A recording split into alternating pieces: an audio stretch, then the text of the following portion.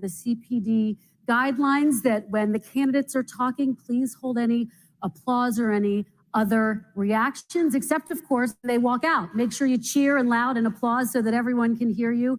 Thank you for having me. This is really the honor of a lifetime. I am going to sit down and just get organized and get settled, and the show will start very soon. Thank you for being here.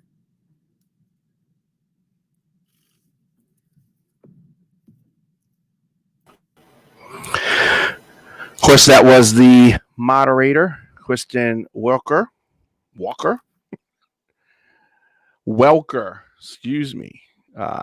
So the debate will be starting momentarily. And as you can see, people are far back. First families had on masks when they came in. Debate will be starting in about 5 minutes.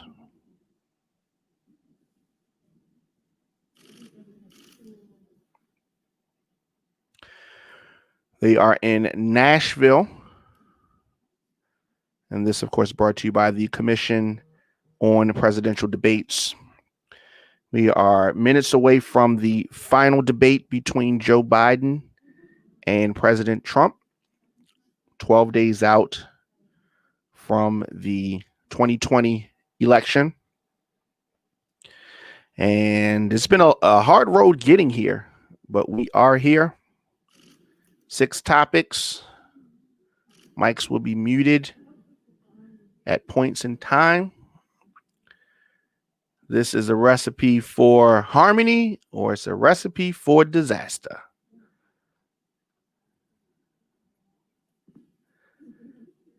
The two will debate on various topics: pandemic, race in America, climate change. It's going to be 90 minutes long. National security is definitely going to be a topic. It's going to be some interesting discussions. 90 minutes long. Nashville. We are just under 4 minutes away.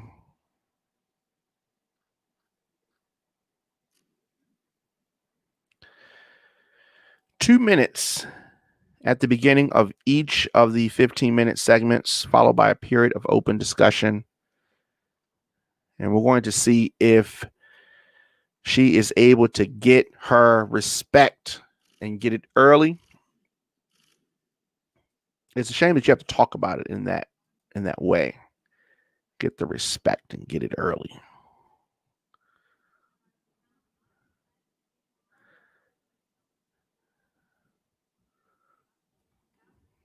Last debate was a mess, and hopefully we don't have another mess. Countdown is only about 2 minutes away from getting started with this debate.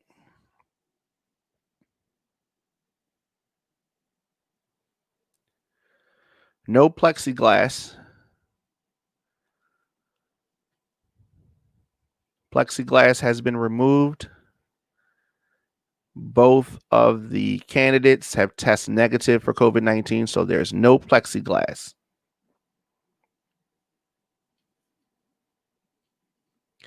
Candidates should be coming out within the next minute.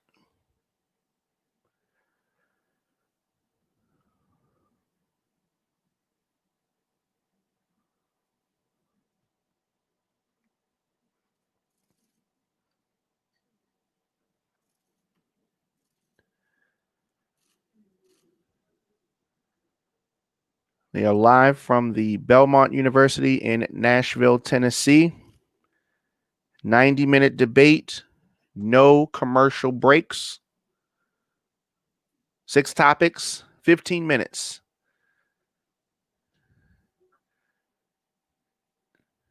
Two minutes from each candidate, then open discussion. Fighting COVID-19, American families, race in America, climate change, national security, and leadership. All topics that will be covered tonight in this final debate between President Donald Trump and former Vice President Joe Biden. And we are underway in a minute. Less than that.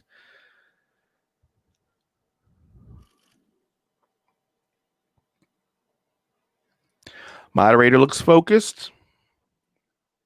Hopefully she can hold this together. They've given her all the tools to do that.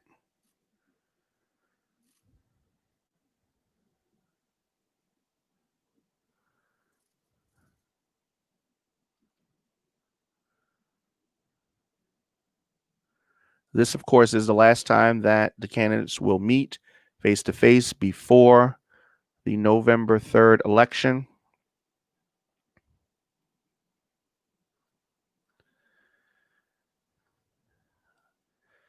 I've gone back and forth as to whether or not this will change anything.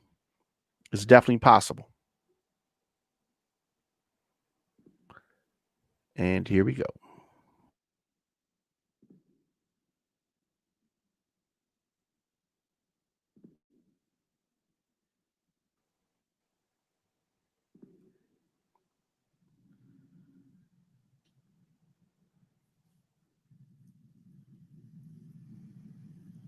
Good evening from Belmont University in Nashville, Tennessee.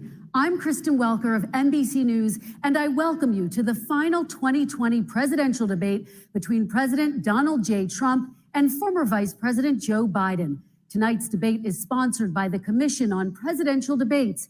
It is conducted under health and safety protocols designed by the Commission's health security advisor.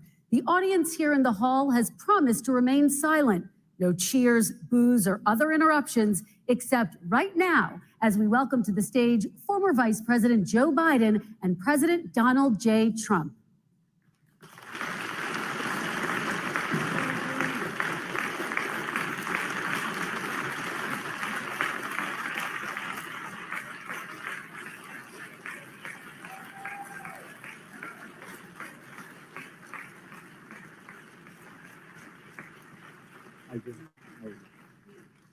And I do want to say a very good evening to both of you. This debate will cover 6 major topics. At the beginning of each section, each candidate will have 2 minutes uninterrupted to answer my first question. The debate commission will then turn on their microphone only when it is their turn to answer, and the commission will turn it off exactly when the 2 minutes have expired. After that, both microphones will remain on, but on behalf of the voters, I'm going to ask you to please speak one at a time.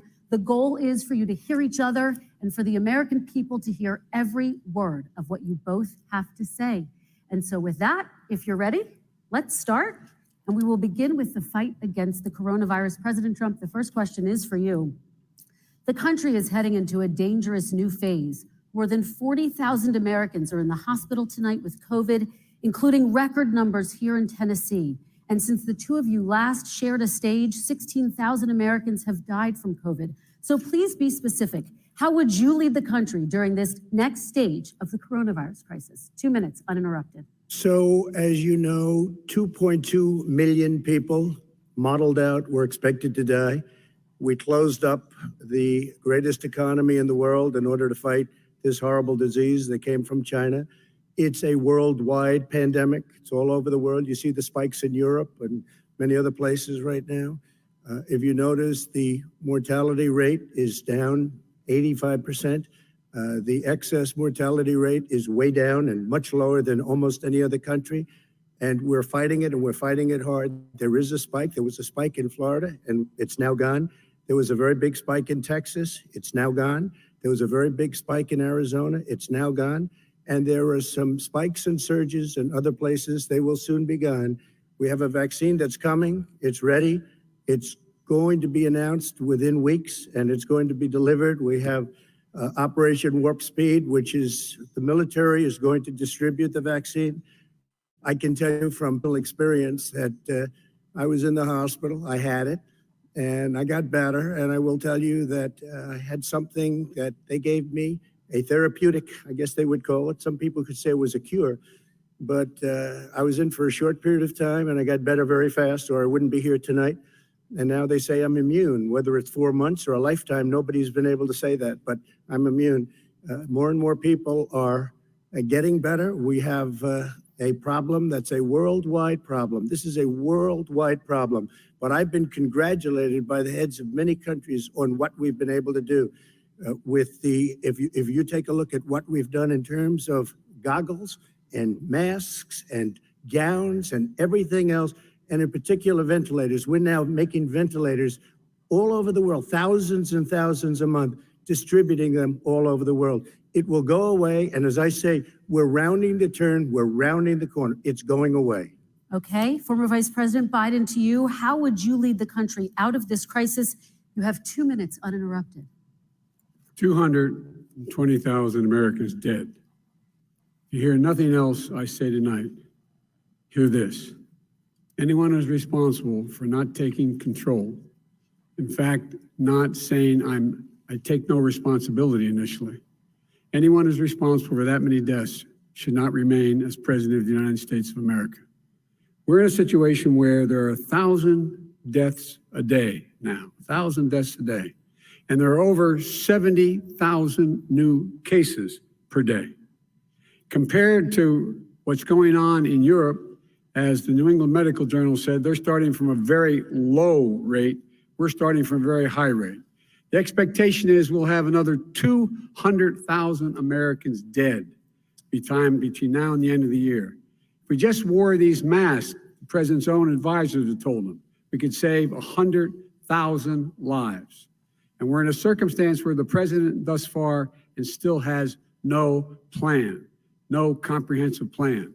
What I would do is make sure we have everyone encouraged to wear a mask all the time. I would make sure we move in the direction of rapid testing, investing in rapid testing. I would make sure that we set up national standards as to how to open up schools and open up businesses so they can be safe and give them the wherewithal, the financial resources to be able to do that. We're in a situation now where the New England Medical Journal, one of the most serious journals in the whole world, said for the first time ever that the way this president has responded to this crisis has been absolutely tragic.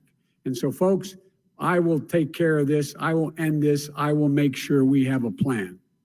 President Trump, I'd like to follow up with you and your comments. You talked about taking a therapeutic. I assume you're referencing Regeneron. You also said a vaccine will be coming within weeks. Yes. Is that a guarantee? No, it's not a guarantee, but it will be by the end of the year. But I think it has a good chance. There are two companies, I think, within a matter of weeks, and it will be distributed very quickly. Can you tell us which companies? Johnson & Johnson is doing very well. Moderna is doing very well. Pfizer is doing very well. And we have numerous others. Then we also have others that we're working on very closely with other countries, in particular Europe. Let me follow up with you, and because this is new information, you have said a vaccine is coming soon, within weeks now. Your own officials say it could take well into 2021 at the earliest for enough Americans to get vaccinated. And even then, they say the country will be wearing masks and distancing into 2022. Is your timeline realistic? No, I think my timeline is going to be more accurate. I don't know that they're counting on the military the way I do, but we have our generals lined up, one in particular, that's the head of logistics. And this is a very easy distribution for him. He's ready to go as soon as we have the vaccine. And we expect to have 100 million vials. As soon as we have the vaccine, he's ready to go. Vice President Biden, your reaction, and just 40% of Americans say they would definitely agree to take a coronavirus vaccine if it was approved by the government. What steps would you take to give Americans confidence in a vaccine if it were approved? Make sure it's totally transparent. Have the scientists of the world see it, know it, look at it, go through all the processes. And by the way, this is the same fellow who told you this is going to end by Easter last time. This is the same fellow who told you that, don't worry, we're going to end this by the summer. We're about to go into a dark winter. And he has no clear plan, and there's no prospect that there's going to be a vaccine available for the majority of the American people before the middle of next year. President Trump, your reaction, he says you have no I don't think we're going to plan. have a dark winter at all. We're opening up our country. We've learned and studied and understand the disease, which we didn't at the beginning. When I closed and banned China from coming in heavily infected, and then ultimately Europe, but China was in January. Months later, he was saying I was xenophobic. I did it too soon. Now he's saying, oh, I should have, moved quicker. But he didn't move quicker. He was months behind me, many months behind me. And frankly, he ran the H1N1 swine flu, and it was a total disaster, far less lethal, but it was a total disaster.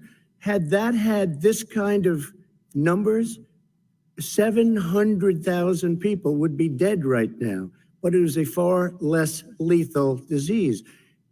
Look, his own person who ran that for him who, as you know, was his chief of staff, said it was catastrophic. It was horrible. We didn't know what we were doing. Now he comes up and he tells us how to do this.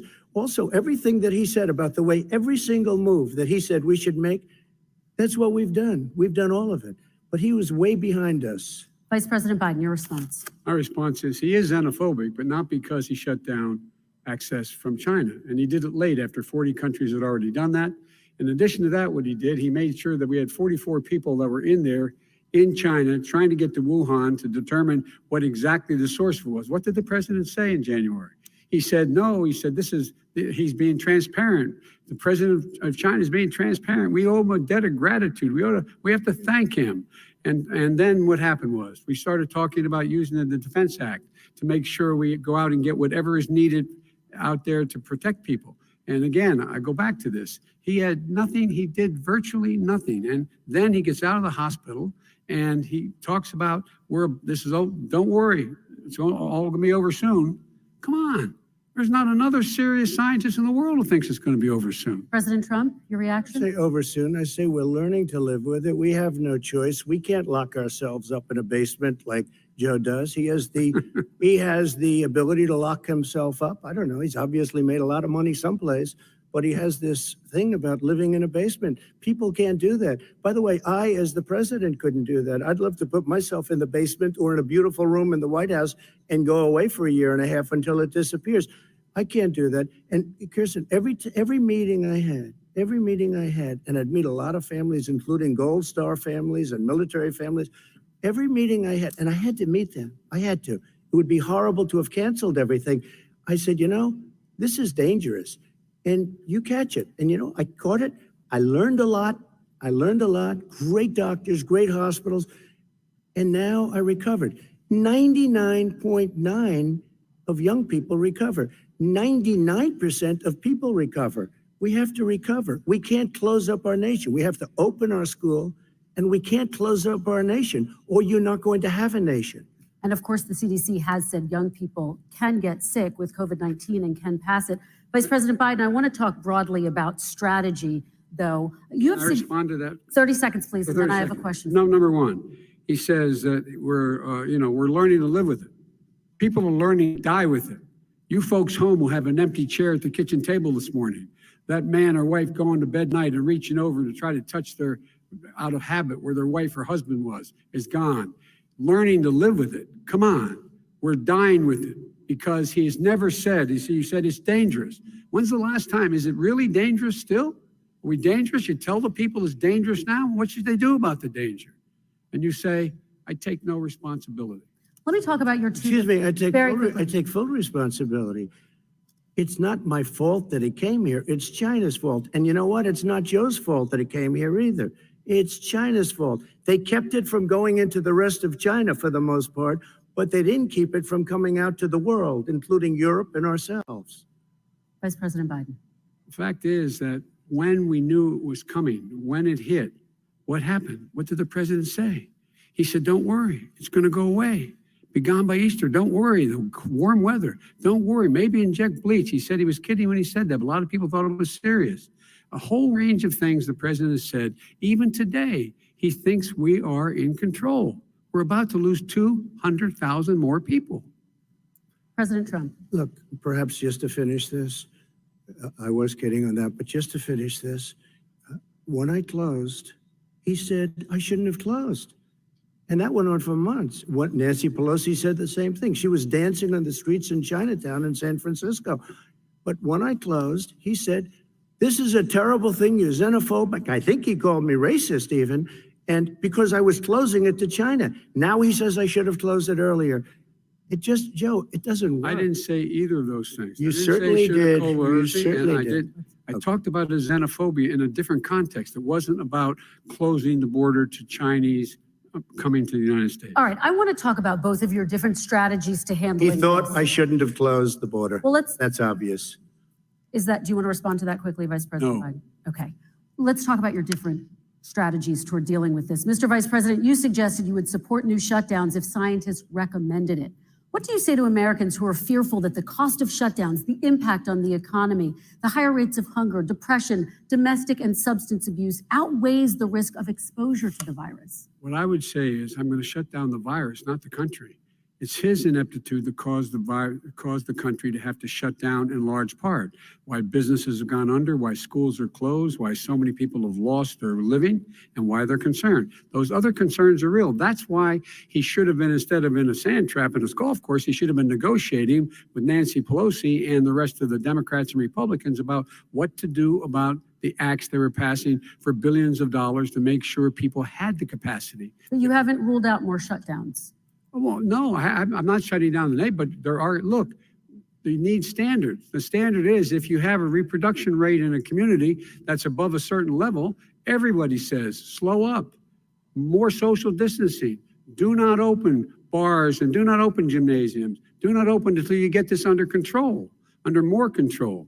But when you do open, give the people the capacity to be able to open and have the capacity to do it safely. For example, schools, they need a lot of money to open. They need to deal with ventilation systems. They need to deal with smaller classes, more teachers, more pods.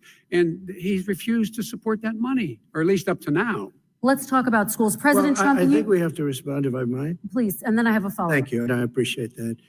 Look, all he does is talk about shutdowns, but forget about him. His Democrat governors, Cuomo in New York, you look at what's going on in California, you look at Pennsylvania, North Carolina, Democrats all, they're shut down so tight and they're dying. They're dying. And he supports all these people. All he talks about is shutdowns. No, we're not going to shut down, and we have to open our schools. And it's like, as an example, I have a young son. He also tested positive. By the time I spoke to the doctor the second time, he was fine. It just went away. Young people, I guess it's their immune system. Let me follow up with you, President Trump. You've demanded schools open in person and insist they can do it safely. But just yesterday, Boston became the latest city to move its public school system entirely online after a coronavirus spike. What is your message to parents who worry that sending their children to school will endanger not only their kids, but also their teachers and families? I want to open the schools. The transmittal rate to the teachers is very small, but I want to open the schools. We have to open our country. We're not going to have a country. You can't do this. We can't keep this country closed. This is a massive country with a massive economy. People are losing their jobs. They're committing suicide. There's depression, alcohol, drugs at a level that nobody's ever seen before. There's abuse, tremendous abuse. We have to open our country. You know, I've said it often, the cure cannot be worse than the problem itself. And that's what's happening. And he wants to close down. He'll close down the country if one person in our massive bureaucracy says we should close it down. Vice President Biden, your response. Simply not true. We ought to be able to walk and chew gum at the same time. We ought to be able to safely open, but would they need resources to open?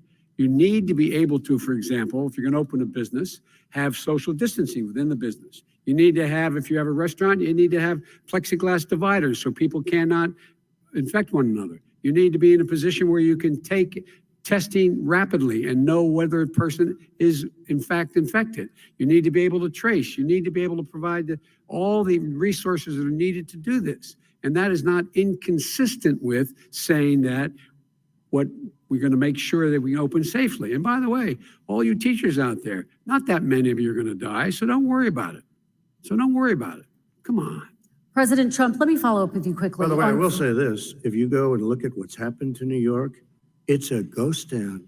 It's a ghost town. And when you talk about plexiglass, these are restaurants that are dying. These are businesses with no money.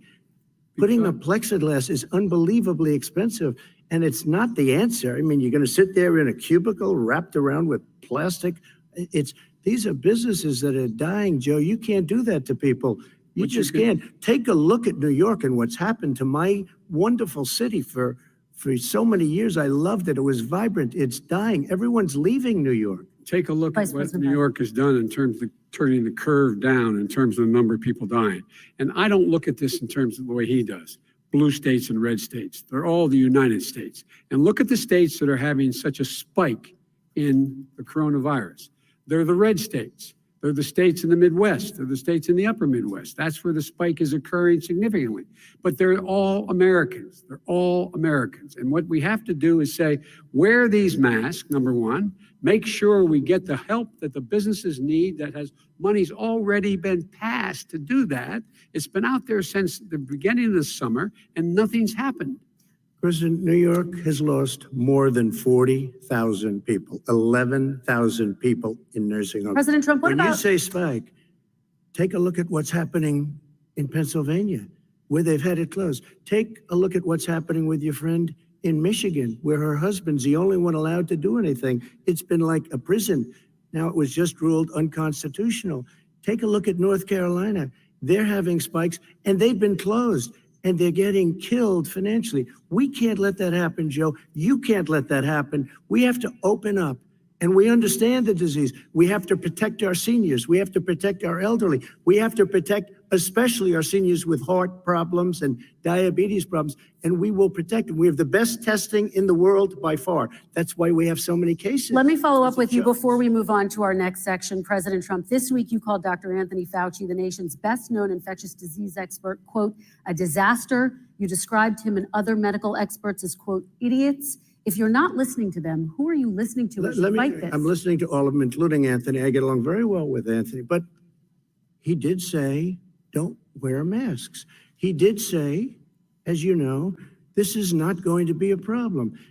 I think he's a Democrat, but that's okay. He said, this is not going to be a problem. We are not going to have a problem at all. When Joe says that, I said, Anthony Fauci said, and others, and many others, and I'm not knocking him a lot. Nobody knew. Look, nobody knew what this thing was. Nobody knew where it was coming from, what it was. We've learned a lot. But Anthony said, don't wear masks. Now he wants to wear masks. Anthony also said, if you look back, exact words, here's his exact words. This is no problem. This is going to go away soon. So he's allowed to make mistakes. He happens to be a good person. Vice President Biden, your response quickly, and then we're going to move on to the next section. My response is that think about what the president knew in January and didn't tell the American people. He was told this was a serious virus that spread in the air, and it was much worse than the flu. He went on record and said to one of your colleagues, recorded, that in fact he knew how dangerous it was, but he didn't want to tell us. He didn't want to tell us because he didn't want us to panic. He didn't want us, Americans don't panic. He panicked. But guess what?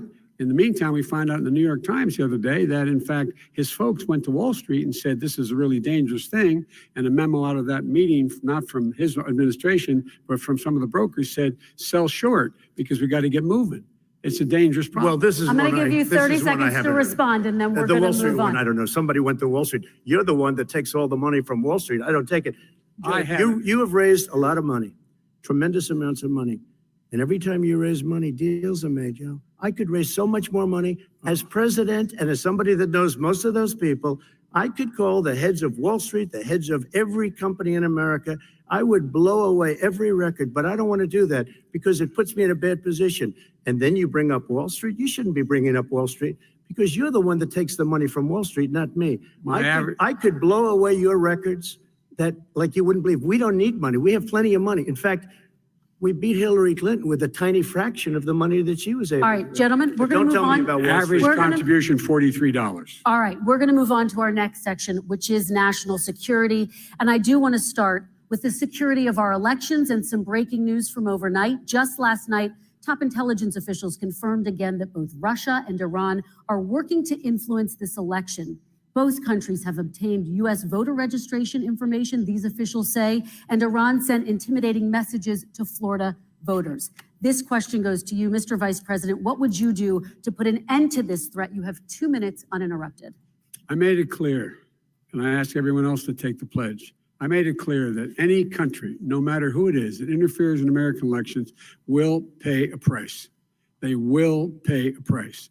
And it's been overwhelmingly clear this election, I won't even get into the last one, this election, that Russia has been involved, China has been involved to some degree, and now we learn that Iran is involved. They will pay a price if I'm elected. They're interfering with American sovereignty. That's what's going on right now. They're interfering with American sovereignty. And to the best of my knowledge, I don't think the president said anything to Putin about it. I don't think he's stalking them a lot. I don't think he said a word. I don't know why he hadn't said a word to Putin about it. And I don't know what he has recently said, if anything, to the Iranians. My guess is he'd probably be more outspoken with regard to the Iranians. But the point is this, folks. We are in a situation where we have foreign countries trying to interfere in the outcome of our election. His own national security advisor told him that what is happening with his buddy, I will. His buddy, Rudy Giuliani, he's being used as a Russian pawn. He's being fed information that is Russian, that is not true. And then what happens? Nothing happens. And then you find out that everything that's going on here about Russia is wanting to make sure that I do not get elected the next president of the United States because they know I know them and they know me. I don't understand why this president is unwilling to take on Putin when he's actually paying bounties to kill American soldiers in Afghanistan, when he's engaged in activities that are trying to destabilize all of NATO. I don't know why he doesn't do it, but it's worth asking the question. Why isn't that being done? Any country that interferes with us will, in fact, pay a price because they're affecting our sovereignty. President Trump, same question to you. Let me ask the question. You're going to have 2 minutes to respond. For 2 elections in a row now, there has been substantial interference from foreign adversaries. What would you do in your next term to put an end to this? 2 minutes uninterrupted. Well, let me respond to the first part as Joe answered. Joe got $3.5 million from Russia, and it came through Putin because he was very friendly with the former mayor of Moscow, and it was the mayor of Moscow's wife. And you got $3.5 million. Your family got $3.5 million. And you know, someday you're going to have to explain, why did you get 3.5? I never got any money from Russia. I don't get money from Russia. Now, about your thing last night, I knew all about that. And through John Ratcliffe, who is fantastic, DNI, he said, the one thing that's common to both of them, they both want you to lose because there has been nobody tougher to Russia. Between the sanctions, nobody tougher than me on Russia. Between the sanctions, between all of what I've done with NATO, you know, I've got the NATO countries to put up an extra $130 billion, going to $420 billion a year. That's to guard against Russia. I sold, while he was selling pillows and sheets, I sold tank busters to Ukraine. There has been nobody tougher on Russia than Donald Trump.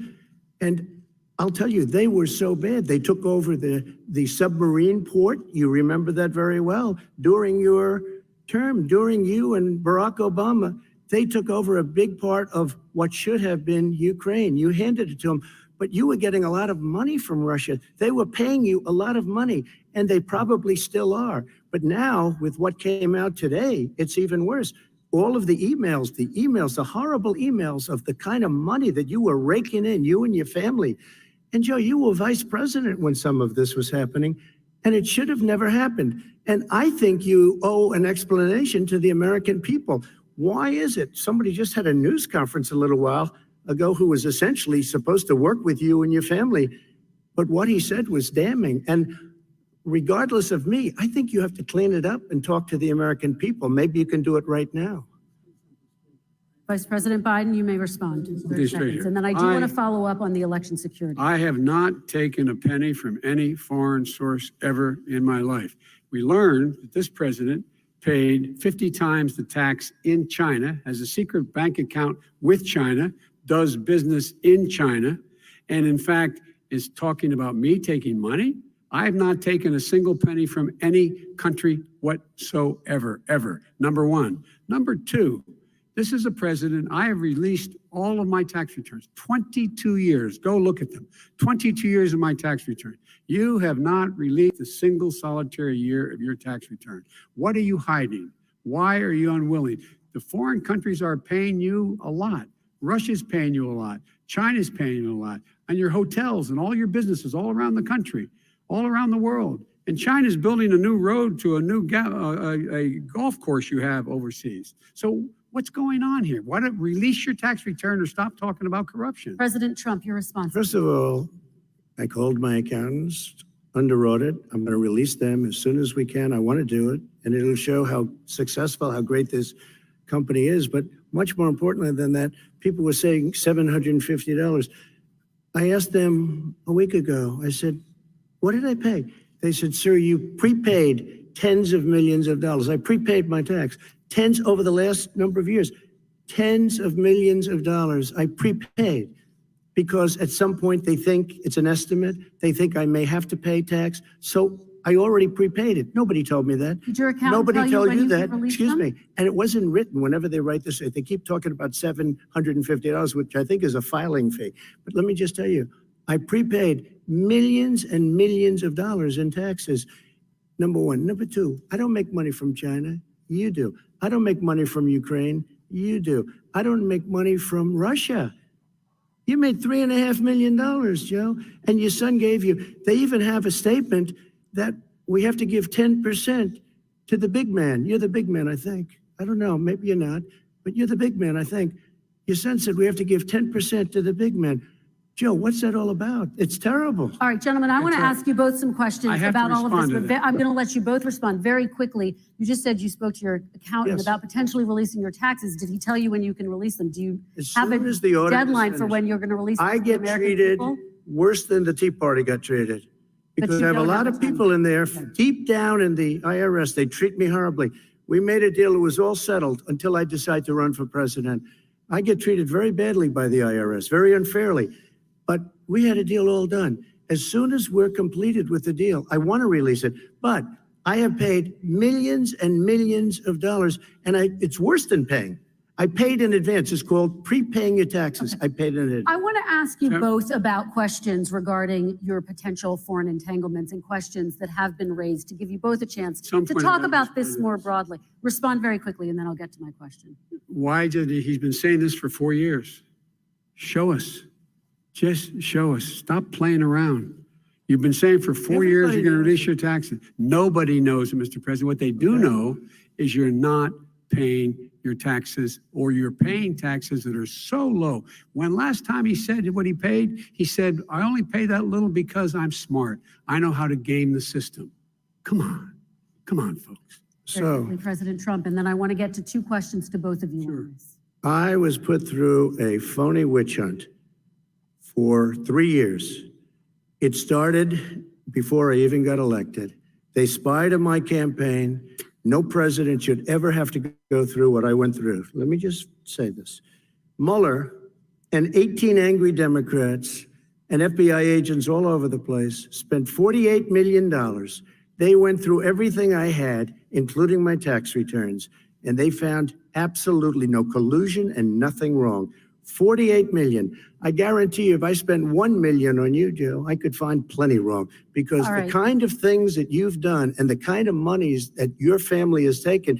I mean, your brother made money in Iraq, Let me- millions of dollars. Your other brother made a fortune, and it's all through you, Joe. And they say you get some of it, and you do live very well. You have houses all over the place. You live very well. All right, gentlemen, let me just ask some questions about all of this broadly. Vice President Biden, there have been questions about the work your son has done in China and for a Ukrainian energy company when you were vice president. In retrospect, was anything about those relationships inappropriate or unethical? Nothing was unethical. Here's what the deal. With regard to Ukraine, we had this whole question about whether or not, because he was on the board, I later learned of a Burisma, a company, that somehow I had done something wrong. Yet every single solitary person, when he was going through his impeachment, testifying under oath who worked for him, said, I did my job impeccably. I carried out U.S. policy. Not one single solitary thing was out of line. Not a single thing, number one. Number two, the guy who got in trouble in Ukraine was this guy trying to bribe the Ukrainian government to say something negative about me, which they would not do and did not do, because it never, ever, ever happened. My son has not made money in terms of this thing about, what are you talking about? China. I have not had, the only guy made money from China is this guy. He's the only one. Nobody else has made money from China. Never President to Trump, deal with let me China. By the ask way, my question to you. But and could then I just you'll- one thing? Very quickly. His son didn't have a job for a long time, was sadly no longer in the military service. I won't get into that. And he didn't have a job. As soon as he became vice president, Burisma, not the best reputation in the world. I hear they paid him $183,000 a month. Listen to this. 183, and they gave him a $3 million upfront payment. All right. And he had no energy. I'm going to let the experience. Vice President That's respond to that quickly, 100% and then I need to get to a dishonest. question to you. Very No quickly. basis for that. Everybody investigated that. No one said anything he did was wrong in Ukraine. Okay, President Trump, this is for you. Since you took office, you've never divested from your business. You've personally promoted your properties abroad. A report this week, which was referenced, does indicate that your company has a bank account in China. So how can voters know that you don't have any foreign conflicts of interest? I have many bank accounts, and they're all listed, and they're all over the place. I mean, I was a businessman doing business. The bank account you're referring to, which is everybody knows about it, it's listed.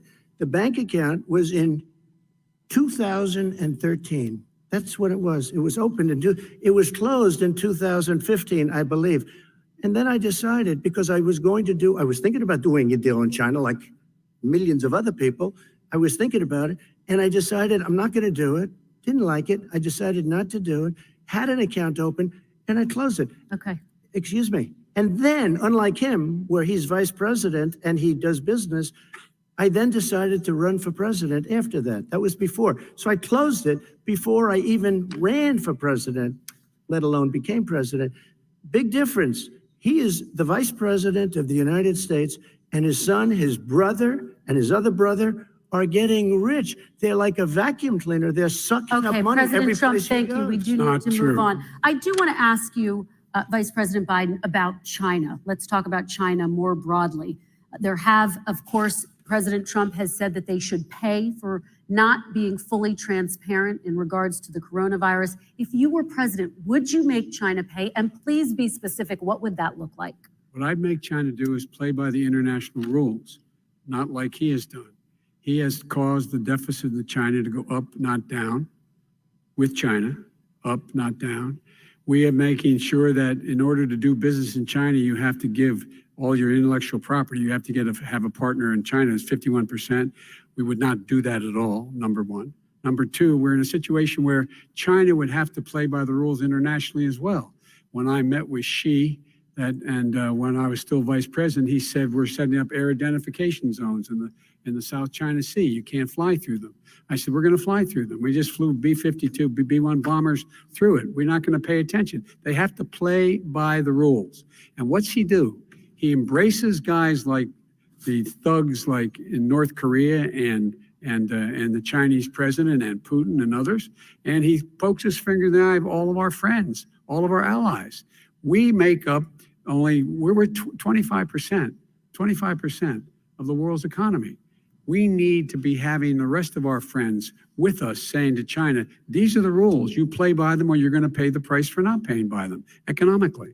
That's the way I will run it. And that's what we did in upholding steel tariffs and a range of other things when we were president and vice president. All right, let's talk about North Korea. Excuse me, no, I have to Yes. respond to that. Okay, very quickly, and then we're going to move on to with North $1.5 Korea. billion from China to Not manage after true. spending 10 minutes in office and being in Air Force Two, number one. Number two, there's a very strong email talking about your family wanting to make $10 million a year for introductions. President Trump, on China policy, true. though, what No, but wait a specifically are minute. you going to do? What specifically are you going to do to make China pay? You've said you're going First to of make all, them pay. China is paying. They're paying billions and billions of dollars. I just gave New $28 billion. sanctions? New sanctions? I just gave $28 billion to our farmers. because Taxpayers' China- money. It's what? Taxpayers' money didn't come from Yeah, China. you know who the taxpayer is. It's called China. China Not paid true. $28 billion, and you know what they did to pay it, Joe? They devalued their currency, and they also paid up. And you know who got the money? Our farmers, our great farmers, because they were targeted. You never charged them anything. Also, I charged them 25% on dumped steel because they were killing our steel industry. We were not going to have a steel industry. Okay. And now we have a steel Okay, industry. Vice President Biden, your response, please. Our response is, look, this isn't about, there's a reason why he's bringing up all this malarkey. There's a reason for it. He doesn't want to talk about the substantive issues. It's not about his family and my family. It's about your family. And your family's hurting badly. If you're making if you're a middle-class family, you're getting hurt badly right now. You're sitting at the kitchen table this morning deciding, well, we can't get new tires, they're bald because we have to wait another month or so. Or are we going to be able to pay the mortgage? Or who's going to tell her she can't go back to community college? They're the decisions you're making in the middle-class families like I grew up in Scranton and Claymont. They're in trouble. We should be talking about your families, but that's the last thing he wants to talk about. I want That is a to talk typical about statement. North Korea. Excuse me, just I do for want 1 to turn second, to please. 10 seconds, Mr. President. That's 10 a seconds. typical political statement. Let's get off this China thing, and then he looks, the family, around the table, everything. Just All a right. typical politician when I see that. Let's talk I'm about not North a typical Korea now. politician. Okay, That's why I President got elected. Let's Get off the subject of China. Let's talk sitting around the table. All right. Come on, Joe, you can do better. We're going to talk about North Korea now. President Trump, you've met with North Korean leader Kim Jong-un 3 times. You've talked about your beautiful letters with him. You've touted the fact that there hasn't been a war or a long-range missile test. And yet North Korea recently rolled out its biggest ever intercontinental ballistic missile and continues to develop its nuclear arsenal. Do you see that as a betrayal of the relationship you forged? Just 30 seconds here because we need to get on to the next. So when I met with Barack Obama, we sat in the White House right at the beginning, had a great conversation. It was supposed to be 15 minutes and it was well over an hour. He said the biggest problem we have with North Korea. He indicated we will be in a war with North Korea. Guess what? It would be a nuclear war. And he does have plenty of nuclear capability. In the meantime, I have a very good relationship with him. Different kind of a guy, but he probably thinks the same thing about me. We have a different kind of a relationship. We have a very good relationship, and there's no war. And you know, about 2 months ago, he broke into a certain area. They said, oh, there's going to be trouble. I said, no, they're not, because he's not going to do that. And I was right. Look, instead of being in a war where millions of people, Seoul, you know, is 25 miles away, millions and millions, 32 million people in Seoul, millions of people would be dead right now. President We Trump, don't have that's a war, 30 and I have a seconds. good Thank you. relationship. Vice President Biden, to you, North Korea conducted 4 nuclear tests under the Obama administration. Why do you think you would be able to rein in this persistent threat? Because I'd make it clear, which we were making clear to China, they had to be part of the deal. Because here's the ring. I made it clear, and as a spokesperson of the administration, when I went to China, that they said, why are you moving your missile defense up so close? Why are you moving more forces here? Why are you continuing to do military maneuvers with South Korea? I said, because North Korea is a problem, and we're going to continue to do it so we can control them. We're going to make sure we can control them and make sure they cannot hurt us. And so if you want to do something about it, step up and help. If not, it's going to continue. What has he done? He's legitimized North Korea. He's talked about his good buddy, who's a thug, and he talks about how we're better off. And they have much more capable missiles, able to reach U.S. territory much more easily than ever did before. Let me follow up with you, Vice President Biden. You've said you wouldn't meet with Kim Jong-un without preconditions. Are there any conditions under which you would meet with him? On the condition that he would agree that he would be drawing down his nuclear capacity to get the Korean Peninsula should be nuclear-free zone. All right, let's move on to American families. Kristen, they tried Very to quickly, meet with 10 him. seconds, They President. tried to meet with him. He wouldn't do it. He didn't like Obama. He didn't like him. He wouldn't do it. Okay, I know got to for give him a fact they chance to tried. respond to that He before we wouldn't move do on. it. You And know, that's okay. You know what? North Korea, we're not in a war. We have a good relationship. You know, people don't understand. Having a good President relationship Trump, with we have to leaders move of other on, 'cause countries we have is a lot a of good thing. We have a lot of questions to get Yes. to. Now, That's Your like response. saying we had a good relationship with Hitler before he, in fact, invaded Europe, the rest of Europe. Come on.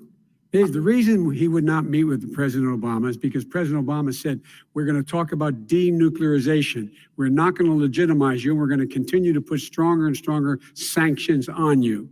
That's why he wouldn't meet with us. All right, And it didn't move happen. on. Let's Excuse move on me. and talk He about left American me a families. mess, Kristen. President Trump, okay, we do They need to move left on. me a mess.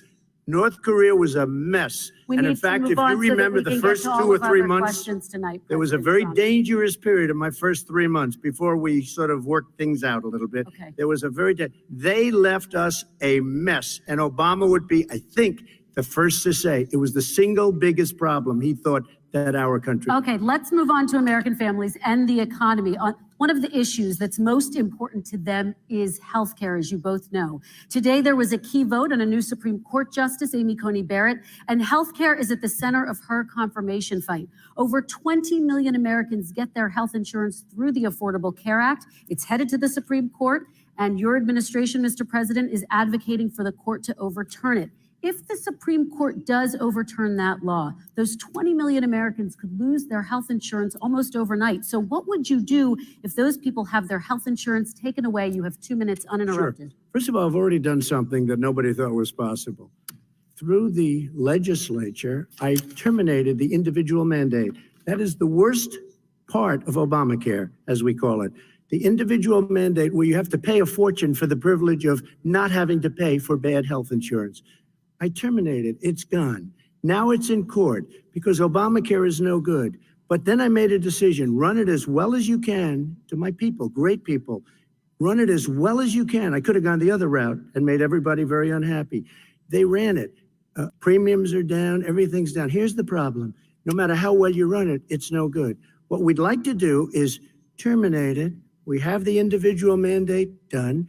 I don't know that it's going to work. If we don't win, we will have to run it and we'll have Obamacare, but it'll be better run. But it no longer is Obamacare because without the individual mandate, it's much different. Pre-existing conditions will always stay. What I would like to do is a much better healthcare, much better, will always protect people with pre-existing. So I'd like to terminate Obamacare, come up with a brand new, beautiful healthcare. The Democrats will do it because there'll be tremendous pressure on them, and we might even have the House by that time. And I think we're going to win the House, okay? You'll see, but I think we're going to win the House. But come up with a better healthcare, always protecting people with pre-existing conditions. And one thing very important, we have 180 million people out there that have great private healthcare. Far more than we're talking about with Obamacare. Joe Biden is going to terminate all of those policies. These are people that love their health care, people that have been successful, middle-income people, been successful. They have 180 million plans, 180 million people, families, under what he wants to do, which will basically be socialized medicine. He won't even have a choice. They want to terminate 180 million plans. We have done an incredible job on health care. And we're going to do even better. Okay, Vice President Biden, yes, this is for you. Your healthcare plan calls for building on Obamacare. So my question is, what is your plan if the law is ruled unconstitutional by the Supreme Court? You have 2 minutes uninterrupted. What I'm going to do is pass Obamacare with a public option, become Biden care. The public option is an option that says that if you, in fact, do not have the wherewithal to be, if you qualify for Medicaid, and you do not have the wherewithal in your state to get Medicaid, you automatically are enrolled, providing competition for insurance companies. That's what's going to happen. Secondly, we're going to make sure we reduce the premiums and reduce drug prices by making sure that there's competition that doesn't exist now by allowing the Medicare to negotiate drug prices with the insurance companies. Thirdly, the idea that I want to eliminate private insurance, the reason why I had such a fight with 20 candidates for the nomination was I support private insurance. That's why I didn't, not one single person with private insurance would lose their insurance under my plan, nor did they under Obamacare. They did not lose their insurance unless they chose they wanted to go to something else. Lastly, we're going to make sure we're in a situation that we actually protect pre-existing. There's no way he can protect pre-existing conditions. None, zero. You can't do it in the ether. He's been talking about this for a long time. He's never come up with a plan. I guess we're going to get the pre-existing condition plan the same time we get the infrastructure plan that we've been waiting since 17, 18, 19, and 20. The fact, I still have a few more minutes. I know you're getting anxious. The fact is that he's already cost the American people because of his terrible handling of the COVID virus and the economic spillover. 10 million people have lost their private insurance. And he wants to take away 22 million more people who have it under Obamacare and over 110 million people with pre-existing conditions. And all the people from COVID are going to have pre-existing conditions. What are they going to do? I have a follow-up for you, Vice President Biden. It relates to something that President Trump said. He's accusing you of wanting socialized medicine. What do you say to people who have concerns that your health care plan, which includes a government insurance option, takes the country one step closer to a health care system run entirely by the government? What's your response to that? I say it's ridiculous. It's like saying that, the idea that the fact that there's a public option that people can choose, that makes it a socialist plan. Look, the difference between the president, I think healthcare is not a privilege, it's a right. Everyone should have the right to have affordable healthcare. And I am very proud of my plan. It's gotten endorsed by all the major labor unions as well as a whole range of other people who in fact are concerned in the medical field. This is something that's going to save people's lives, and this is going to give some people an opportunity an opportunity to have health care for their children. How many of you home are worried and rolling around in bed tonight wondering what in God's name you're going to do if you get sick because you've lost your home insurance, your health insurance, your company's gone under? We have to provide health insurance for people at an affordable rate, and that's what I do. President Trump, Excuse me, he was your there response. for 47 years. He didn't do it. He was now there as vice president for 8 years. And it's not like it was 25 years ago. It was 3 3/4. It was just a little while ago, right? Less than 4 years ago. He didn't do anything. He didn't do it. He wants socialized medicine. And it's not that he wants it. His vice president, I mean, she is more liberal than Bernie Sanders and wants it even more. Bernie Sanders wants it. The Democrats want it. You're going to have socialized medicine, just like you went with fracking. We're not going to have fracking. We're going to stop fracking. We're going to stop fracking. Then he goes to Pennsylvania after he gets a nomination where he got very lucky to get it. And he goes to Pennsylvania and he says, oh, we're going to have fracking. And you never asked that question. And by the way, so far, I respect very much the way you're handling this, I have to say. By the way, but somebody should ask the question. You can ask. He goes for a year. There will be no fracking. There We will do be have no a number of, petroleum. we have a number of topics we're No, going to but get that's a to. big- that's a big question. We're going to get to, we're going to get to. It's It's a the number same of thing with topics. socialized I have to medicine. respond. Vice President, your response, please. My response is people deserve to have affordable health care, period. Period, period, period. And the Biden care proposal will in fact provide for that affordable health care, lower premiums. What we're going to do is going to cost some money. It's going to cost over $750 billion over 10 years to do it. And they're going to have lower premiums. You can buy into the better plans, the cheaper plans, lower your premiums, deal with unexpected billing, and have your drug prices drop significantly. He keeps talking about it. He hasn't done a thing for anybody on health care. Not a thing. Tristan, when Very he quickly, says, then I want to talk when about he what's says happening on public Capitol option, Hill. he's talking about socialized medicine. And when he, and healthcare, when he talks about a public option, he's talking about destroying your Medicare, totally Wrong. destroyed, and destroying your Social Security. And this whole country will come down. You know, Bernie Sanders tried it in his state. He tried it in his state. His governor was a very liberal governor. They wanted to make it work. Okay, It let's was let Vice President impossible Biden to work. respond. It doesn't Vice work. President He's a Biden, your very response. confused guy. He thinks he's running against somebody else. He's running against Joe Biden. I beat all those other people because I disagreed with them. Joe Biden he's running against. And the idea that we're in a situation that they're going to destroy Medicare, this is the guy that the actuary at Medicare said, if in fact, at Social Security, if in fact he continues to withhold his plan to withhold the tax on Social Security will be bankrupt by 2023 with no way to make up for it. This is the guy who's tried to cut Medicare. So no, I mean, the idea that Donald Trump is lecturing me on Social Security and Medicare, come on. He tried to get 10 rid of, he seconds, Mr. tried to hurt President, and then I Social have to go to Security another years question. ago. Years ago. Go back and look at the records. He tried to hurt Social Security years ago. All One right, thing, let's move but on. this I'm is going to the move guy on. that Let me, when they Mr. announced President, I have last to move on week, to the next question. They said or the else stock we're not market gonna will have time to talk boom about it. if I'm elected. If he's elected, the stock market will crash. Okay, let's biggest move on to the analysts are next saying that. question Let me respond. very quickly. Look, the idea that the stock market is booming is his only measure of what's happening. Where I come from in Scranton and Claymont, the people don't live off of the stock market. Just in the last three years during this crisis, the billionaires in this country made, according to the Wall Street, $700 billion more dollars. $700 billion more dollars. Because that's his only measure. What happens to the ordinary people out there? What happens to them? Let's talk about what's happening on Capitol 401ks, Hill. We're going to Kristen, move on. Gentlemen. 401ks are through the roof. We're gonna People's move on. stock are through the roof. All right. And he doesn't come from Scranton. That's like he lived there for a short We're period of gonna- time before okay, he even knew it. we're going to move on to And he the next left. question. And the people of Pennsylvania Let me will move show on you to my that. next question, They gentlemen. understand. As of tonight, more than 12 million people are out of work. And as of tonight, 8 million more Americans have fallen into poverty, and more families are going hungry every day. Those hit hardest are women and people of color. They see Washington fighting over a relief bill. Mr. President, why haven't you been able to get them the help they need? 30 seconds here. Because Nancy Pelosi doesn't want to approve it. I do. But you're the president. I do, but I still have to get. Unfortunately, that's one of the reasons I think we're going to take over the House because of her. Nancy Pelosi doesn't want to approve anything because she'd love to have some victories on a date called November 3rd. Nancy Pelosi does not want to approve it. We are ready, willing, and able to do something. Don't forget, we've already approved 3 plans, and it's gone through, including the Democrats, in all fairness. This one she doesn't want. It's near the election because she thinks it helps her politically. I think it hurts her politically. All right, By the Mr. way, Vice President, you know, the Republican leader in the United States Senate said he can't pass it. He will not be able to pass it.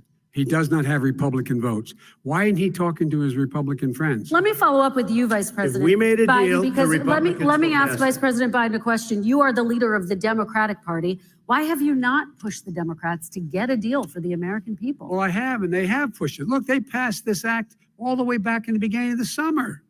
This is like it's not new. It's been out there. This HEROES Act has been sitting there. And look at what's happening.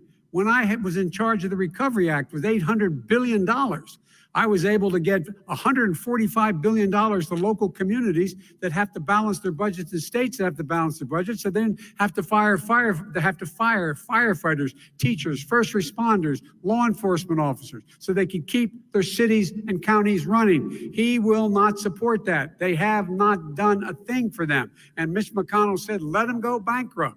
Let them go bankrupt. Come on. What's the matter with The these bill that was guys? passed in the House was a bailout of badly run, high crime, Democrat, all run by Democrats, cities and states. It was a way of getting a lot of money, billions and billions of dollars to these states. It was also a way of getting a lot of money from our people's pockets to people that come into our country illegally. We were going to take care of everything for them. And what that does, and I'd love to do that, I'd love to help them, but what that does, everybody all over the world will start pouring into our country. We can't do it. This was a way of taking care of them. This was a way of spending on things that had nothing to do with COVID, as per your question. But it was really a big bailout for badly run Democrat cities and states. All right, By the I way, want if to. I get elected, I'm running as a proud Democrat, but I'm going to be an American president. I don't see red states and blue states. What I see is American, United States. And folks, every single state out there finds themselves in trouble. They're going to start laying off, whether they're red or blue, cops, firefighters, first responders, because teachers, because they have to balance their budget. And the founders were smart. They allowed the federal government to deficit spend to compensate for the United States of America. I want to talk about the minimum wage, gentlemen. Mr. Vice President, we are talking a lot about struggling small businesses Yes. and business owners these days.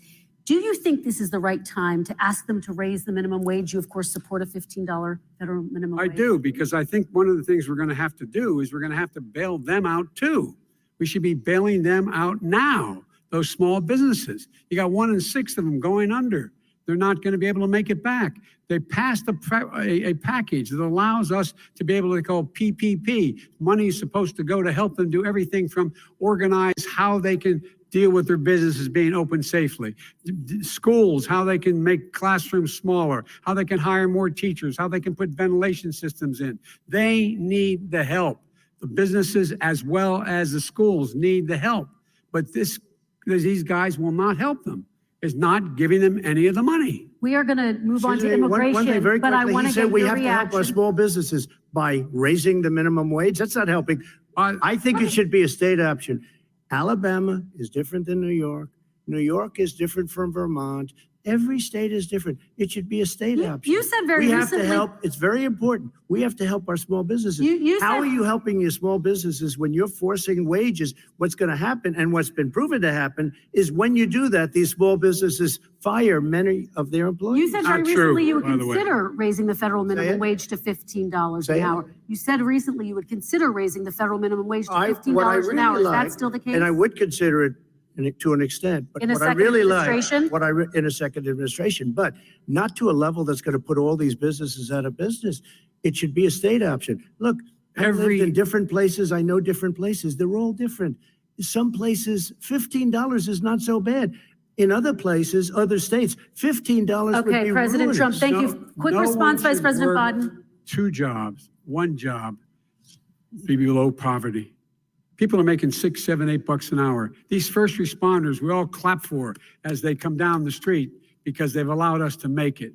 What's happening? They deserve a minimum wage of $15. Anything below that puts you below the poverty level. And there is no evidence that when you raise the minimum wage, businesses go out of business. That is simply not true. We're going to talk And about also- immigration. We're going to talk about immigration now, gentlemen, and we're going to talk about families within this context. Mr. President, your administration separated children from their parents at the border, at least 4,000 kids. You've since reversed your zero tolerance policy, but the United States can't locate the parents of more than 500 children. So how will these families ever be reunited?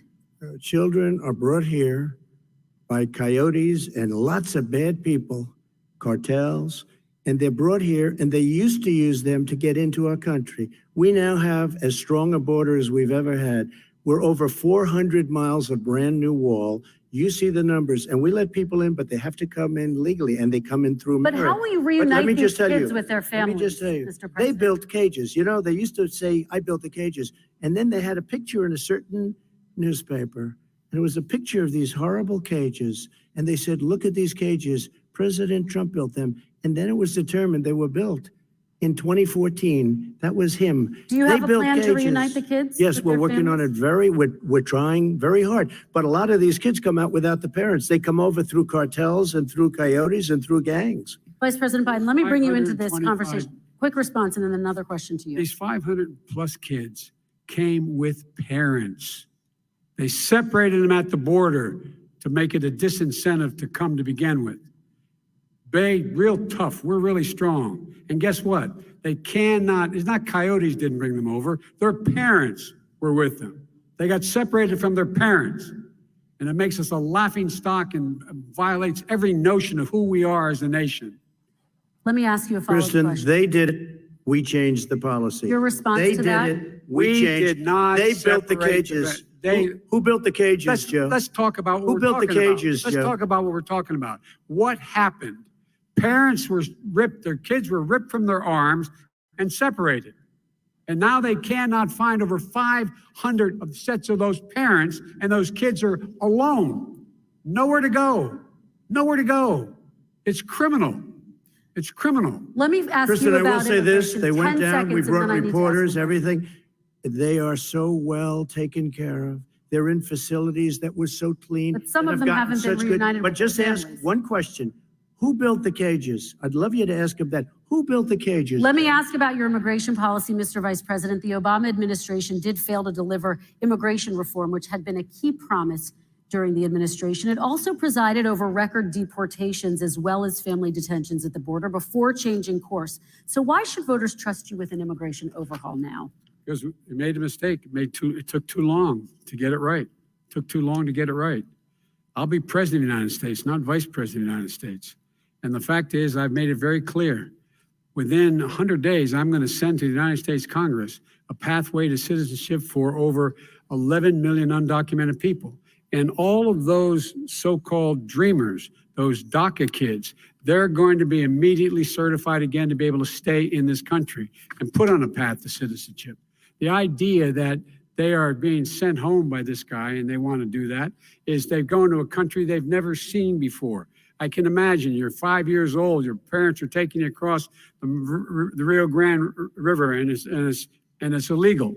And you say, oh no, Mom, leave me here. I'm not going to go with you. They've been here. Many of them are model citizens. Over 20,000 of them are first responders out there taking care of people during this crisis. We owe them. We owe them. President Kristen, Trump, he your had reaction. 8 years to do what he said he was going to do. And I've changed We did. without having a specific, we got rid of catch and release. We got rid of a lot of horrible things that they put in and that they lived with. But he had 8 years he was vice president. He did nothing except build cages to keep children in. Vice President Biden, Wrong. your response. The catch and release, you know what he's talking about there? If in fact you had a family came across and they were arrested, they in fact were given a date to show up for their hearing. They were released. And guess what? They showed up for a hearing. This is the first president in the history of the United States of America that's anybody seeking asylum has to do it in another country. That's never happened before in America. That's never happened before in America. You come to the United States and you make your case that I seek asylum based on the following premise, why I deserve it under American law. They're sitting in squalor on the other side of the river. President Trump, your response, so 30 important. seconds, and then we'll move It on. just shows that he has no understanding of immigration or the laws. Catch and release is a disaster. A murderer would come in, a rapist would come in, a very bad person would come in. We would take their name. We have to release them into our country. And then you say they come back. Less than 1% of the people come back. We have to send ICE out and Border Patrol out to find them. We would say, come back in 2 years, 3 years. We're going to give you a court case. You need Perry Mason. We're going to give you a court case. When you say they come back, they don't come back, Joe. They never come back. Only the really, I hate to say this, but those with the lowest IQ, they might come back. Okay, But they're President very, Trump, let's very give few. Vice President Biden a chance to respond, and then we're going to move on to the You next don't know section. the law, Joe. Vice President Biden, your response. Know the law, what he's telling you is simply not true. Well, check it out. They don't come back. Check it out. All right, let's move on. But we don't have to the worry next about it because they section. terminated it. So we don't have to worry about it. Let's anymore, move on Joe. to the next And you have section. 525 kids not knowing where in God's name they're going to be and lost their parents. Go ahead. All right, let's talk about our next section, which is race in America. And I want to talk about the way Black and Brown Americans experience race in this country. Part of that experience is something called the talk. It happens regardless of class and income. Parents who feel they have no choice but to prepare their children for the chance that they could be targeted, including by the police, for no reason other than the color of their skin. Mr. Vice President, in the next 2 minutes, I want you to speak directly to these families. Do you understand why these parents fear for their children? I do. You know, my daughter is a social worker, and she's written a lot about this. She has a graduate degree from the University of Pennsylvania in social work. And you know, one of the reasons why I ended up working on the east side of Wilmington, Delaware, which is 90% African American, was to learn more about what was going on. What I never had to tell my daughter, if she's pulled over, make sure she puts for a traffic stop, put both hands on top of the wheel and don't reach for the glove box because someone may shoot you. But a Black parent, no matter how wealthy or how poor they are, has to teach their child when you're walking down the street, don't have a hoodie on when you go across the street, making sure that you, in fact, if you get pulled over, just yes, sir, no, sir, hands on top of the wheel, because you are, in fact, the victim, whether you're a person making child of a $300,000 a year person or someone who's on food stamps. The fact of the matter is there is institutional racism in America. And we have always said, we've never lived up to it, that we hold these truths to be self-evident. All men and women are created equal. Well, guess what? We have never, ever lived up to it, but we've always constantly been moving the needle further and further to inclusion, not exclusion. This is the first president to come along and says, that's the end of that. We're not going to do that anymore. We have to provide for economic opportunity, better education, better health care, better access to schooling, better access to opportunity to borrow money to start businesses. All the things we can do, and I've laid out a clear plan as to how to do those things, just to give people a shot. It's about accumulating the ability to have wealth as well as it is to be free from violence. President Trump, same question to you, and let me remind you of the question. I would like you to speak directly to these families. Do you understand why these parents fear for their children? Yes, I do.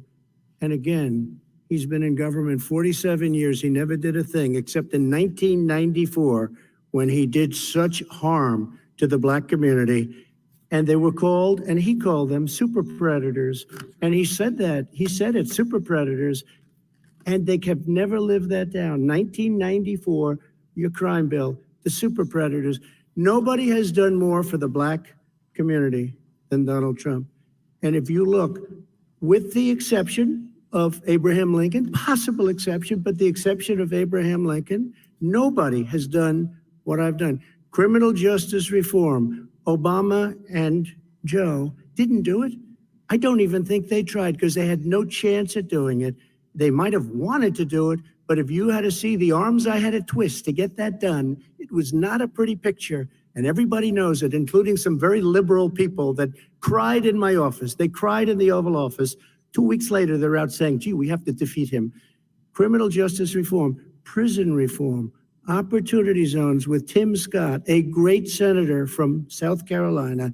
He came in with this incredible idea for opportunity zones. It's one of the most successful programs. People don't talk about it.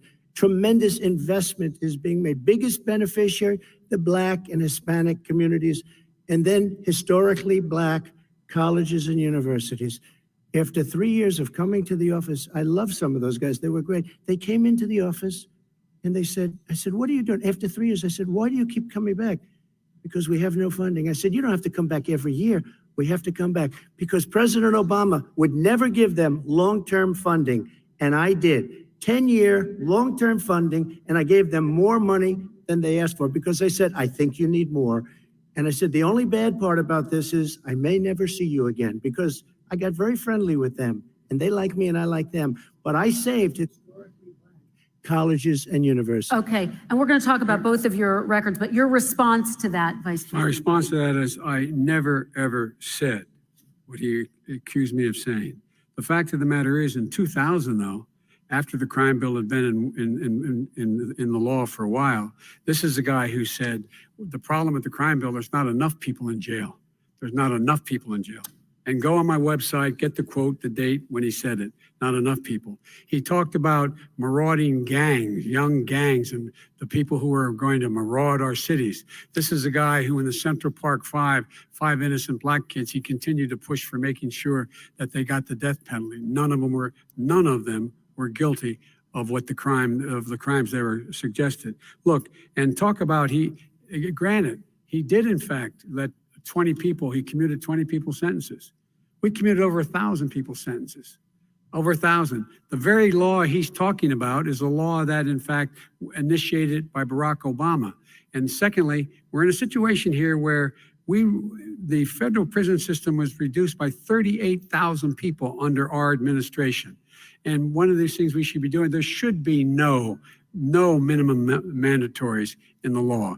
That's why I'm offering $20 billion to states to change their state laws to eliminate minimum mandatories and set up drug courts. No one should be going to jail because they have a drug problem. They should be going to rehabilitation, not to jail. We should fundamentally change the system, and that's what I'm going to do. But why didn't he do it 4 years ago?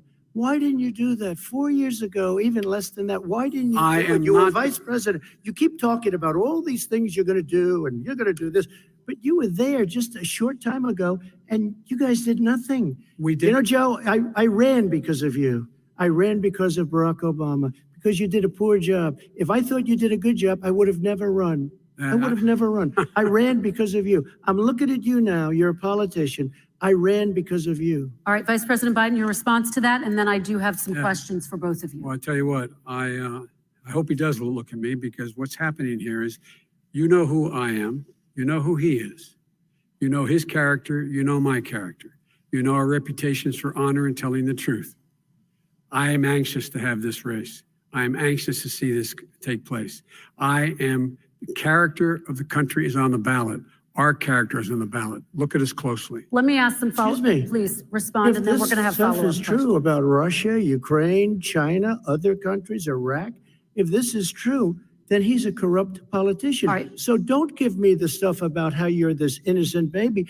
Joe, they're calling you a corrupt politician. Nobody's President Trump, I want to stay on the issue of race. We're talking about the issue. Laptop from hell. President Trump, we're talking about race right now, and I do want to stay on the issue of race. President Trump, and I have to respond to that. Please, because look, very quickly. There are 50 former national intelligence folks who said that what he's accusing me of is a Russian plant.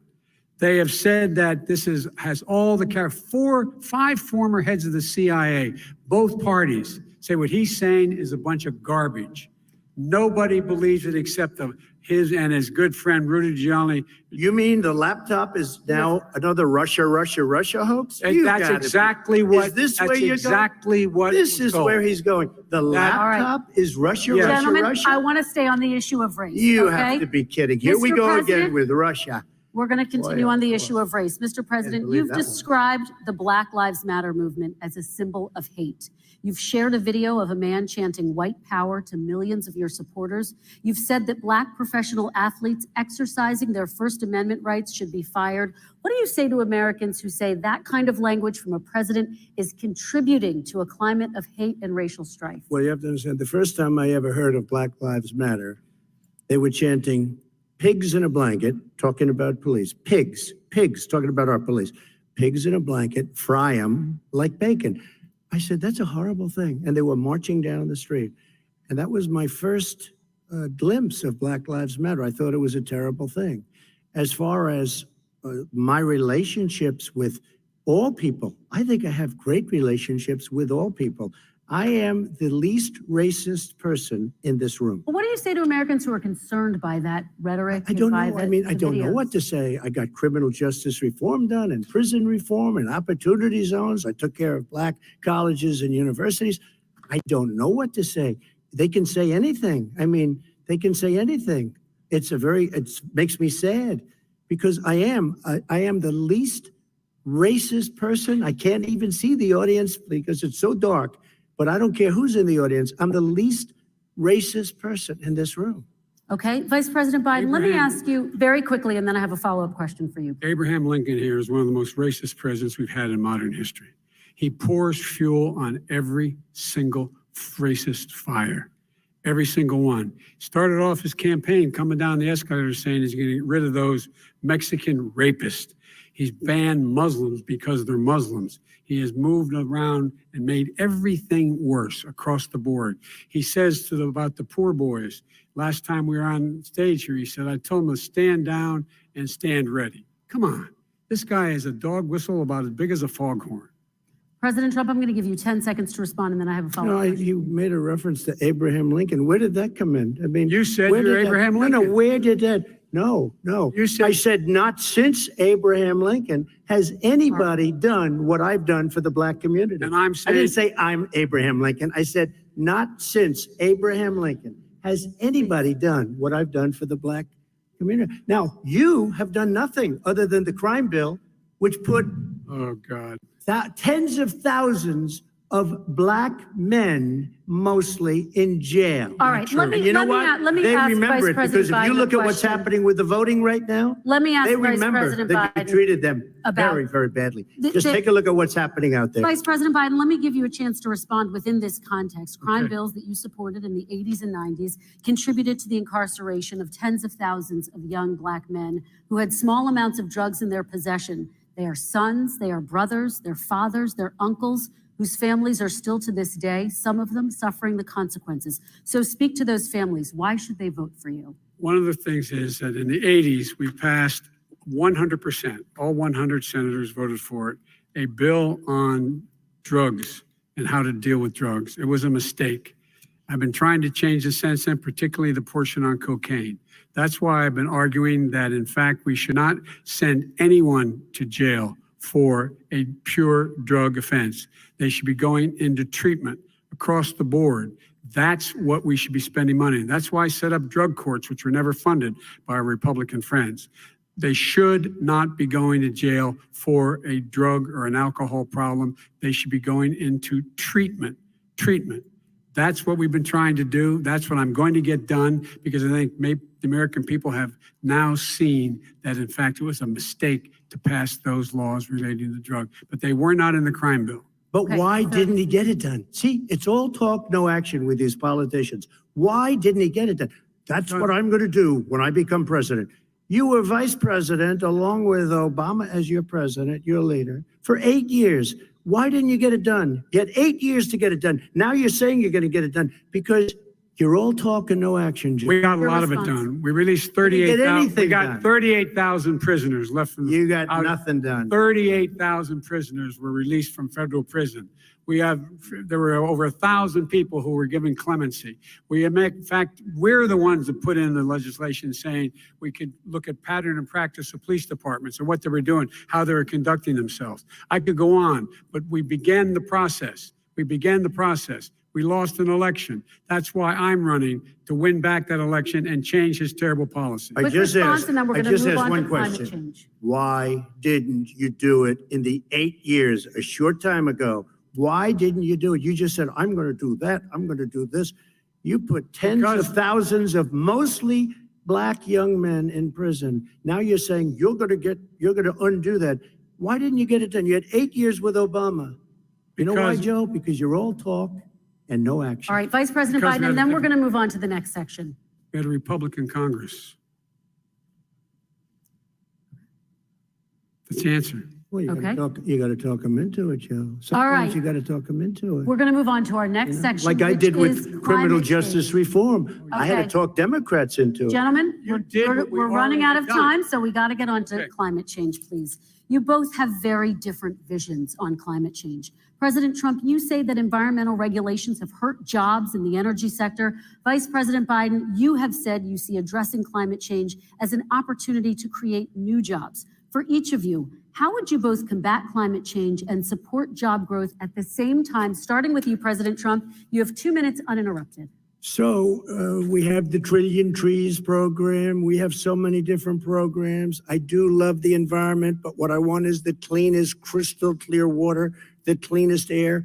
We have the best, lowest number in carbon emissions, which is a big standard that I notice Obama goes with all the time. Not Joe. I haven't heard Joe use the term because I'm not sure he knows what it represents or means, but I have heard Obama use it. And we have the best carbon emission numbers that we've had in 35 years under this administration. We are working so well with industry, but here's what we can't do. Look at China, how filthy it is. Look at Russia. Look at India. It's filthy. The air is filthy. The Paris Accord, I took us out because we were going to have to spend trillions of dollars, and we were treated very unfairly. When they put us in there, they did us a great disservice. They were going to take away our businesses. I will not sacrifice tens of millions of jobs, thousands and thousands of companies because of the Paris Accord. It was so unfair. China doesn't kick in until 2030. Russia goes back to a low standard, and we kicked in right away. It would have destroyed our businesses. So, you ready? We have done an incredible job environmentally. We have the cleanest air, the cleanest water, and the best carbon emission standards that we've seen in many, many years. Vice President And we Biden. haven't destroyed our industries. Vice President Biden, 2 minutes to you, uninterrupted. Climate change, climate warming, global warming is an existential threat to humanity. We have a moral obligation to deal with it. And we're told by all the leading scientists in the world, we don't have much time. We're going to pass the point of no return within the next 8 to 10 years. 4 more years of this man eliminating all the regulations that were put in by us to clean up the climate, to limit limit emissions will put us in a position where we're going to be in real trouble. Here's where we have a great opportunity. I was able to get both all the environmental organizations as well as labor, the people worried about jobs, to support my climate plan. Because what it does, it will create millions of new good paying jobs. We're going to invest in, for example, 50,000 charging stations on our highways so that we can own the electric car market of the future. In the meantime, China is doing that. We're going to be in a position where we're going to see to it that we're going to take 4 million existing buildings and 2 million existing homes and retrofit them so they don't leak as much energy, saving hundreds of millions of barrels of oil in the process and creating significant number of jobs. And by the way, the whole idea of what this is all going to do, it's going to create millions of jobs, and it's going to clean the environment. Our health and our jobs are at stake. That's what's happening. And what right now, by the way, Wall Street firms indicated that my plan will in fact create 18.6 million jobs, 7 million more than his. This is from Wall Street. And I'll create $1 trillion more in economic growth than his proposal does. Not on climate, just on the economy. President Trump, you're They came out and said very strongly, $6,500 will be taken away from families under his plan, that his plan is an economic disaster. If you look at what he wants to do, if you look at his plan, his environmental plan, you know who developed it? AOC +3. They know nothing about the climate. I mean, she's got a good line of stuff, but she knows nothing about the climate. And they're all hopping through hoops for AOC +3. Look, their real plan costs $100 trillion. If we had the best year in the history of our country for 100 years, we would not even come close to a number like that. When he says buildings, they want to take buildings down because they want to make bigger windows into smaller windows. As far as they're concerned, if you had no window, it would be a lovely thing. This is the craziest plan that anybody has ever seen. And this wasn't done by smart people. This wasn't done by anybody. Frankly, I don't even know how it can be good politically. Right. They want to spend $100 trillion. That's their real number. He's trying to say it was 6. It's $100 trillion. They want to knock down buildings and build new buildings with little, tiny, small windows. I mean, and many other things. Okay. And many other things. Let me have the Vice President respond, and we're running out of time, and we have a lot more questions to get to. So let's hear from the Vice President. I have a number more questions. I don't know where he comes from. I don't know where he comes up with these numbers. Queens. $100 trillion. Give me a break. This plan endorsed by every major environmental group and every labor group, because they know the future lies. The future lies in us being able to breathe, and they know there are good jobs in getting us there. And by the way, the fastest growing industry in America is solar energy and wind. He thinks wind causes cancer, windmills. It's the fastest growing jobs, and they pay good prevailing wages, $45, $50 an hour. We can grow and we can be cleaner if we go the route I'm proposing. President Trump, please respond, and then I have some follow-up. We are energy independent for the first time. We don't need all of these countries that we had to fight war over because we needed their energy. We are energy independent. I know more about wind than you do. It's extremely expensive, kills all the birds. It's very intermittent. It's got a lot of problems. And they happen to make the windmills in both Germany and China. And the fumes coming up, if you're a believer in carbon emission, the fumes coming up to make these massive windmills is more than anything that we're talking about with natural gas, which is very clean. One other thing. Find me a scientist solar. said that. I love solar, but solar doesn't quite have it yet. It's not powerful yet to really run our big, beautiful factories that we need to compete with the world. So False. It's all a pipe dream. But you know what we'll do? We're going to have the greatest economy in the world. But if you want to kill the economy, get rid of your oil industry. You want, and what about fracking? All right, let me allow fracking. Vice President Biden to respond. I never said I oppose fracking. You said it on tape. I did. Show the tape. Put it on your website. I'll put it on. Put it on the website. The fact of the matter is he's flat lying. Would you rule out banning fracking? I do rule out banning fracking because the answer, we need other industries to transition to get to ultimately a complete zero emissions by 2025. What I will do with fracking over time is make sure that we can capture the emissions from the fracking, capture the emissions from gas. We can do that, and we can do that by investing money and doing it, but it's a transition to that. I have one more question in this pod, and then we have. He was against fracking. He said it. I will show that to you tomorrow. I am against fracking. Until he got the nomination, went to Pennsylvania, then he said, but you know what, Pennsylvania? He'll be against it very soon because his party is totally against it. Fracking on federal land, I said. No fracking or oil on federal land. Let me ask this final question in this section, and then I want to move on to our final section. President Trump, people of color are much more likely to live near oil refineries and chemical plants. In Texas, there are families who worry the plants near them are making them sick. Your administration has rolled back regulations on these kinds of facilities. Why should these families give you another 4 years in office? The families that we're talking about are employed heavily, and they're making a lot of money, more money than they've ever made. If you look at the kind of numbers that we produce for Hispanic, for Black, for Asian, it's 9 times greater, the percentage gain, than it was in 3 years, than it was under 8 years of the 2 of them, to put it nicely. 9 times more.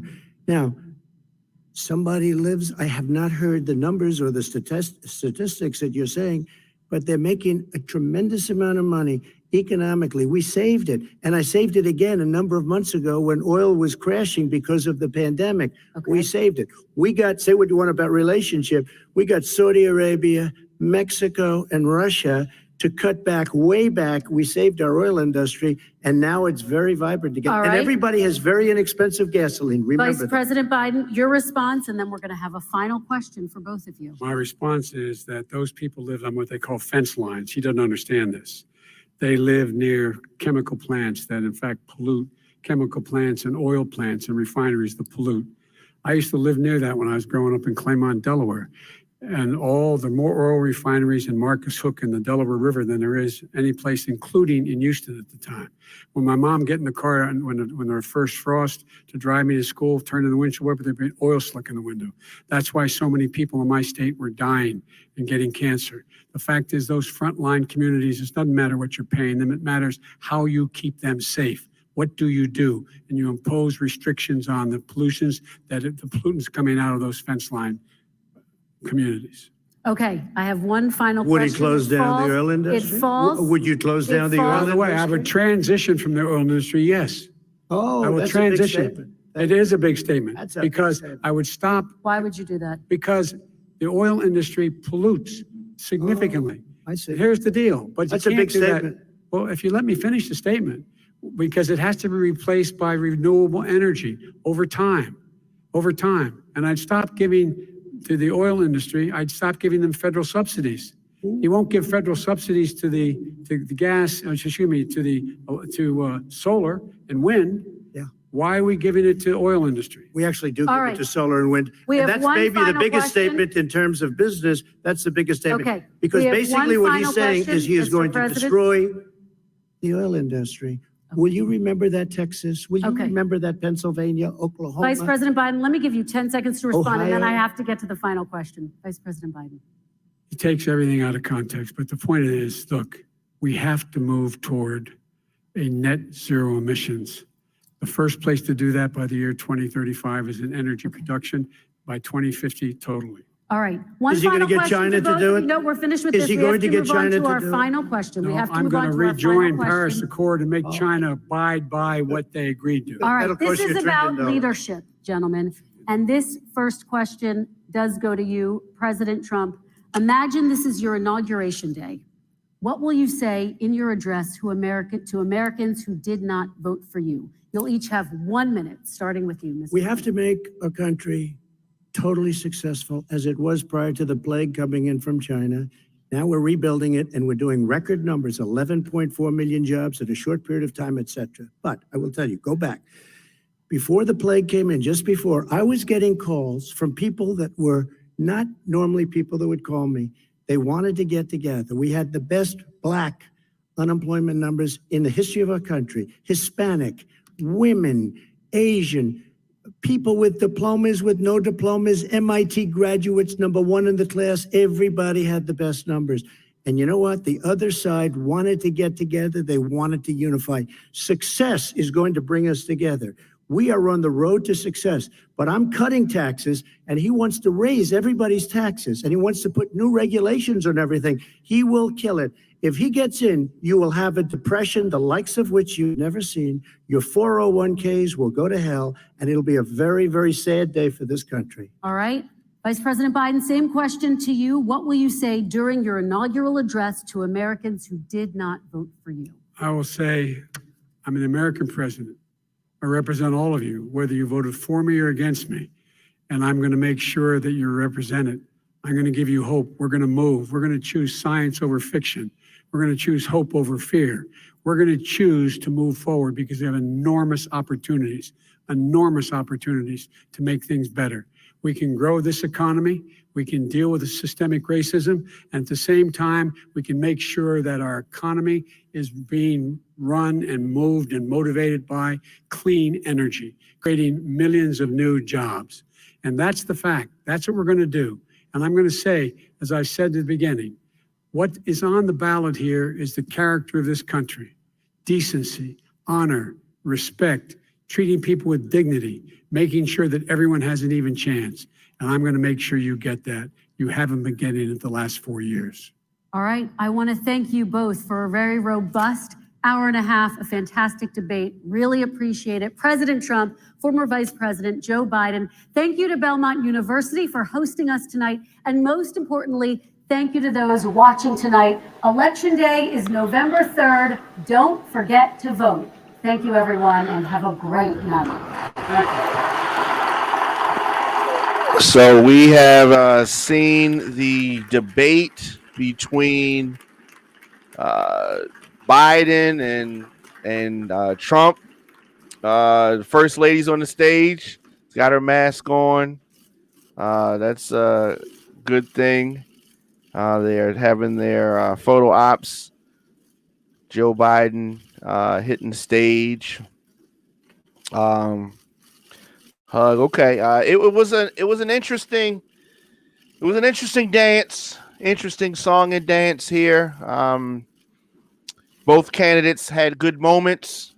Trump was not as bad as he was in previous debates.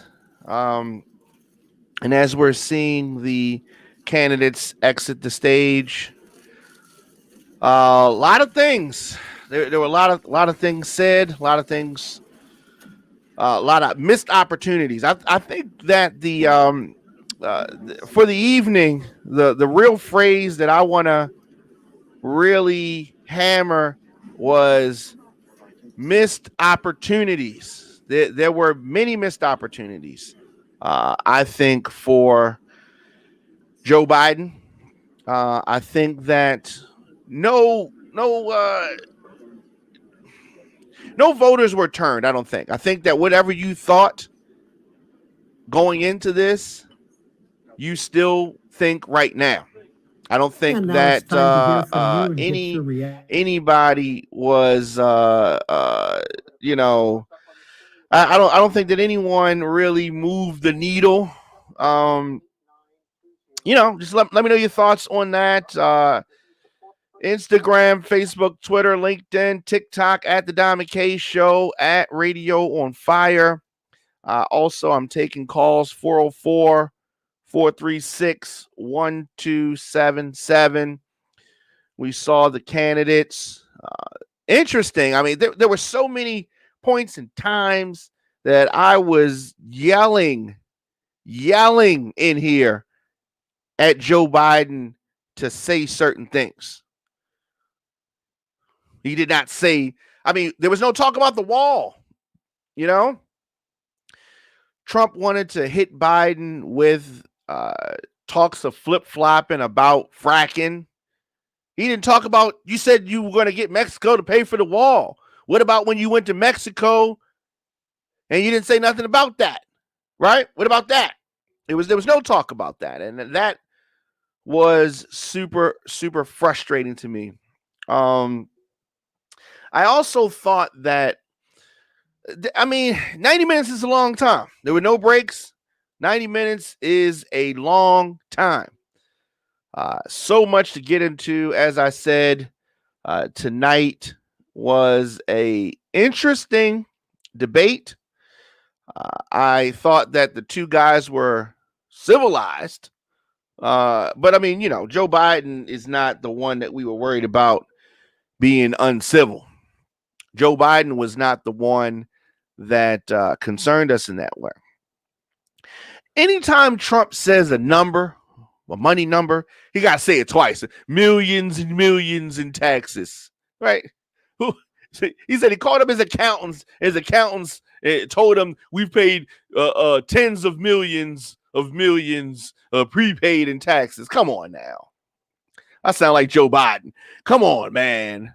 I mean, nobody believes that. But Trump said this.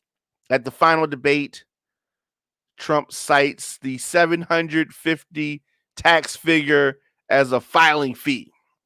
Of course, he adds he paid millions and millions in taxes. We really started doing fact checking on Trump and Biden facing off in this 90-minute encounter. So Joe Biden says he would not ban fracking. Of course, Trump says there would be no fracking. And so that, I mean, the fact checkers were very busy tonight. They did not lose their insurance unless they chose that. They wanted to go somewhere else. Joe Biden said this.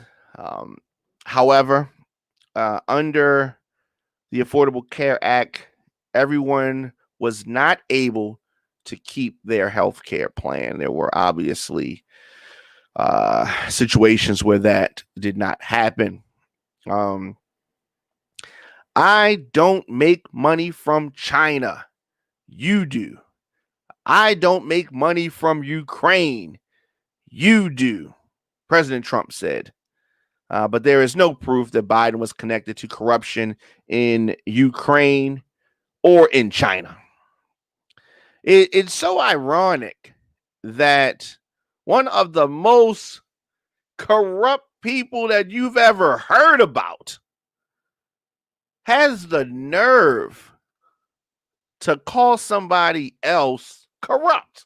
But that's what Trump did, sat there. Biden took a lot of licks, and I wish I was texting with my homeboy Greg, and he was asking, why won't Biden say anything about Trump's family? And I mean, there were obviously so many things that Biden could say about Trump's family. And I think that if he mentioned them at one point in time, Trump would have got off of that subject of talking about the family, his brother, his son. There was so much talk about it. But I don't know why Biden would not hit him back with, stop talking about my family. What about this? I mean, they're in there. You know what I mean? I don't know why. Why didn't he say that Trump is trying to stiff the American people the way that he stiffed businesses that he worked with when he bankrupted Atlantic City? Why didn't he say that? We have a vaccine that's coming, that's ready, that's going to be announced within weeks, President Trump said. So no, Americans won't be getting vaccinated within weeks. This is a lie. This is another Trump lie. No one has been tougher than me on Russia, President Trump said. Does anybody believe that? Does anybody believe that this Putin lover is tough on Russia? Trump has not been Russia's toughest adversary. This is not true. 2.2 million people modeled out were expected to die, the president said. No, it was not. It expected that 2 million would die from COVID-19 if nothing was done. I mean, there's so much. There's so much. Of course, the debate just gone off. The final debate between these candidates, 12 days until the election. I really wished that she got her respect. I felt like Donald Trump was a co-moderator. He's asking questions to Biden. Biden's answering the questions. And Trump doing his classic, excuse me. You ready? You ready? And she's just going with it. She did not get her respect like I was hoping she would. There was no talk about Trump's $10 million loan to his 2016 campaign, which has been raising new questions. Trump boasted about self-funding his 2016 campaign, but in its tense final moments, his advisors could only get him to agree to a loan. It was like a cash advance, they said. As a 2020 campaign comes close to its end, Questions remain about a last-minute $10 million lifeline that Trump threw into his 2016 campaign, a loan that helped catapult him to the presidency. And Trump called the $10 million a loan. His campaign called it a donation. So if it was a loan, then it should have been reported as a loan. If there is some off-the-books mechanism that Trump is using to get repaid for his loans, that should be disclosed. So stuff's going to come up about that. The debate, I mean, she's super professional. I think that she's pretty. I think that she's smart. I think that she was the wrong person to moderate this final debate. Whoever helped get the questions together, whether it was her, that was great. I wish that she had done better follow-up. But she did the best that she could do, right? We are talking about Donald Trump here on the stage, who has never seen a rule that he wouldn't break.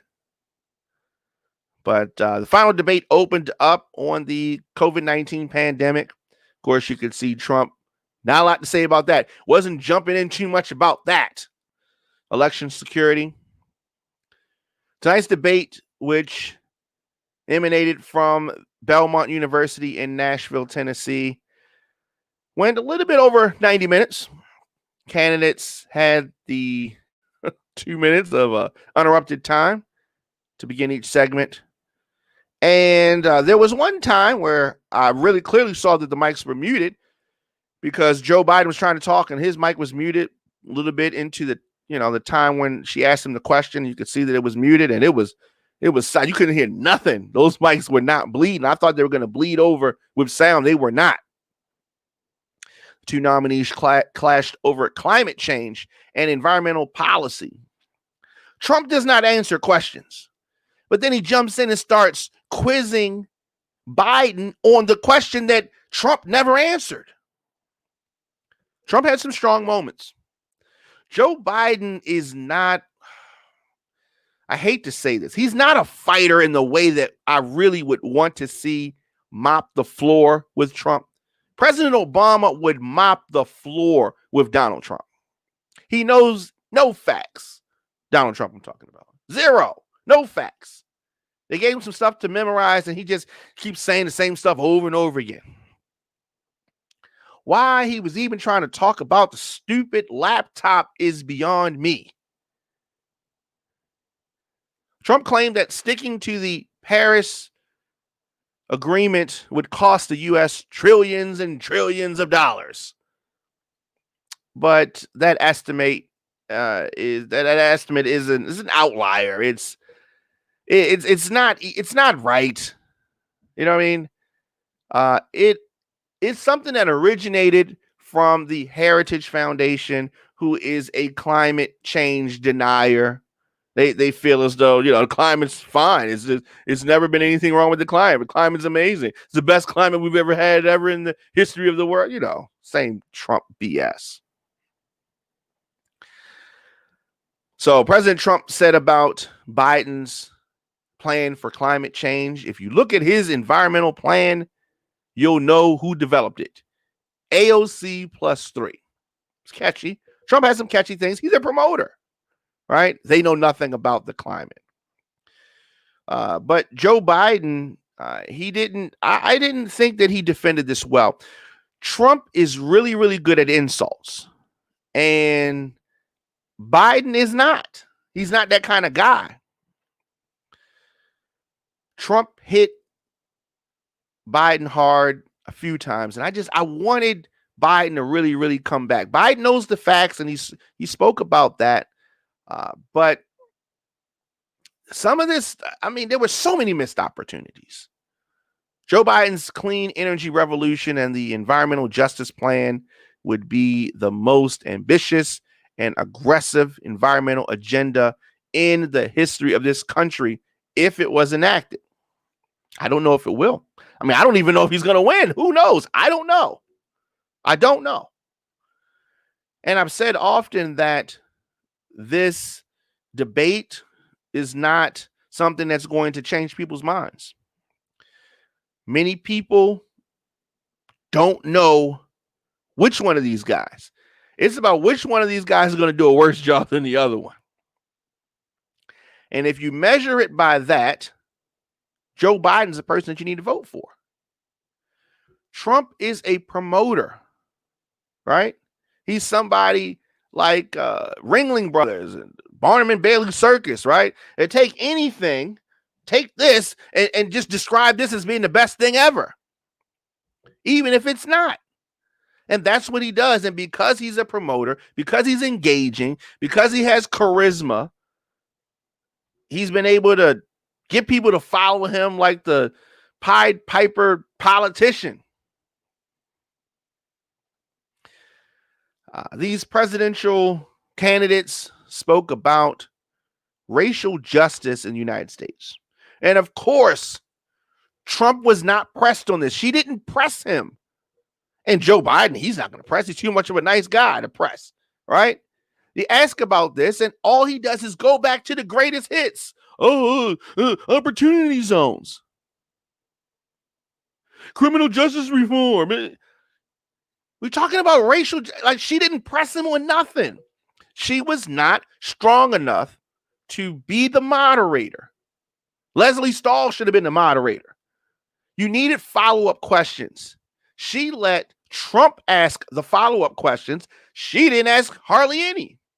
And then when she did ask a half follow-up question, it was piggybacking off of something that Trump was saying. Kristen Welker, I wish that someone else had been there. Not her. Not for this final debate. She asked, Mr. Vice President, in the next 2 minutes, I want you to speak directly to these families. Do you understand why these parents fear for their children? Biden said, I do. I do. And Biden went on to say that I never had to tell my daughter to put both hands on top of the wheel and don't reach for the glove box because somebody may shoot you. But a black parent has to teach their child, when you're walking down the street, don't have a hoodie on. Biden said that the fact of the matter is there is institutional racism in America. Welker asked the same question to Trump. He said, yes, I do. And again, he's been in government 47 years. He never did anything except in 1994 when he did such harm to the black community. Here's why I have such a problem with this assessment. Yes, we had people that were incarcerated, but that's not all. Every time Trump talks about the black community, he talks about crime. Does anybody notice that? Every time he talks about the black community, he talks about crime. The crime bill, criminal justice reform. Okay, that's not all we are, is criminals. But his mind is so small and his experiences are so racist that every time he says or someone says black Americans or the black community, he has to talk about crime. Pardoning people, getting people out of jail. The crime bill. Nobody has done more for the black community than Donald Trump, with the exception of Abraham Lincoln. Nobody has done what I've done, he says. And Joe Biden sits and lets that ride. That is complete and utter foolishness and garbage and a lie. The arrogance of this male man-child brat, Donald Trump. So Trump never answered the question. He just went back and recycled his greatest hits, because that's all he does, the greatest hits. And it's really It's really pathetic when you think about it. No follow-up to a super important question. No follow-up at all. She was not a good moderator. Easy on the eyes, but she ain't moderate nothing. She just stood there and watched it happen. One candidate was discussing the issues he wants to fix. One candidate was talking about trying to make society better, how to bring us all together as a nation of equals. And one person just sat there and tried to berate his opponent, berate his opponent's family. That's all. That's all I saw. And then the moderator just sitting there watching the ball bounce like boom, boom, boom, boom.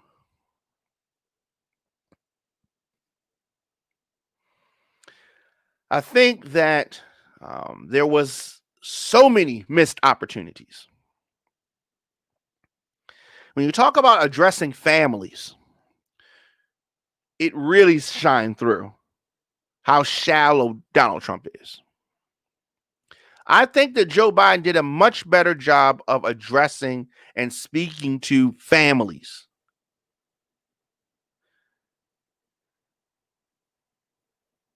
Really. Really. It was something to watch. Who won this debate? Maybe Nashville won the debate. I don't know who won this debate. Joe Biden said, what is on the ballot here is the character of this country. Decency, honor, respect, treating people with dignity, making sure that everyone has an even chance. And I'm going to make sure you get that. You haven't been getting that for the last 4 years. I thought that was strong. Why did she always let Trump talk over? Why did he bogart her? Welker needed a firmer hand. I said this in the beginning. I said this on the pre-show. She needed to go in and get her respect, and she didn't do it.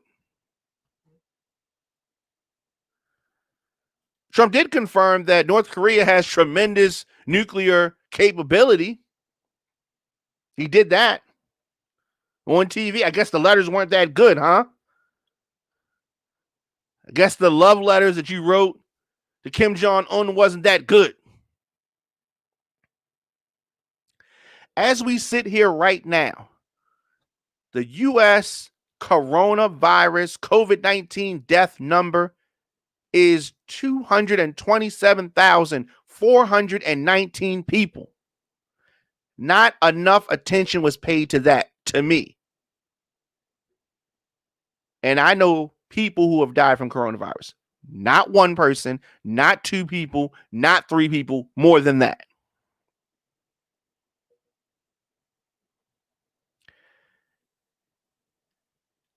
The moderator turned to give us 10 seconds to 30 seconds to 60 seconds. She had no control. Things went from healthcare to fracking. This is a debate between the leaders of the free world, potentially. No control. I've seen more control in the classroom during the SATs than I did in the debate for the presidency of the United States.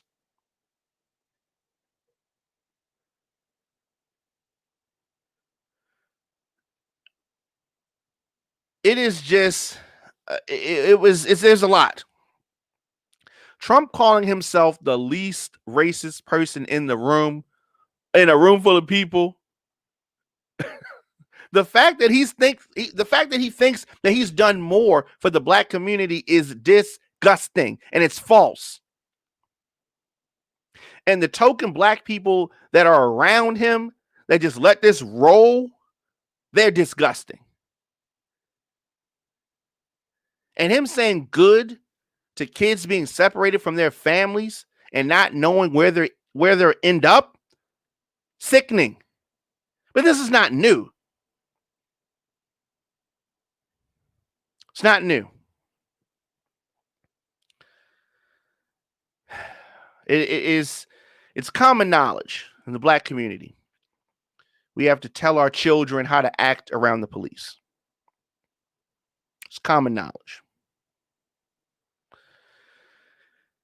There were ups and downs in this. Trump lied, ran over his time. It was infuriating to watch unless you're a MAGA supporter, I suppose. Biden said that the crime bill was a mistake, the drug part, right? Said that people with a small amount of drugs should go to treatment.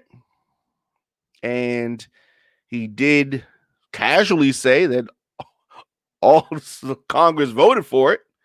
It wasn't just him, right?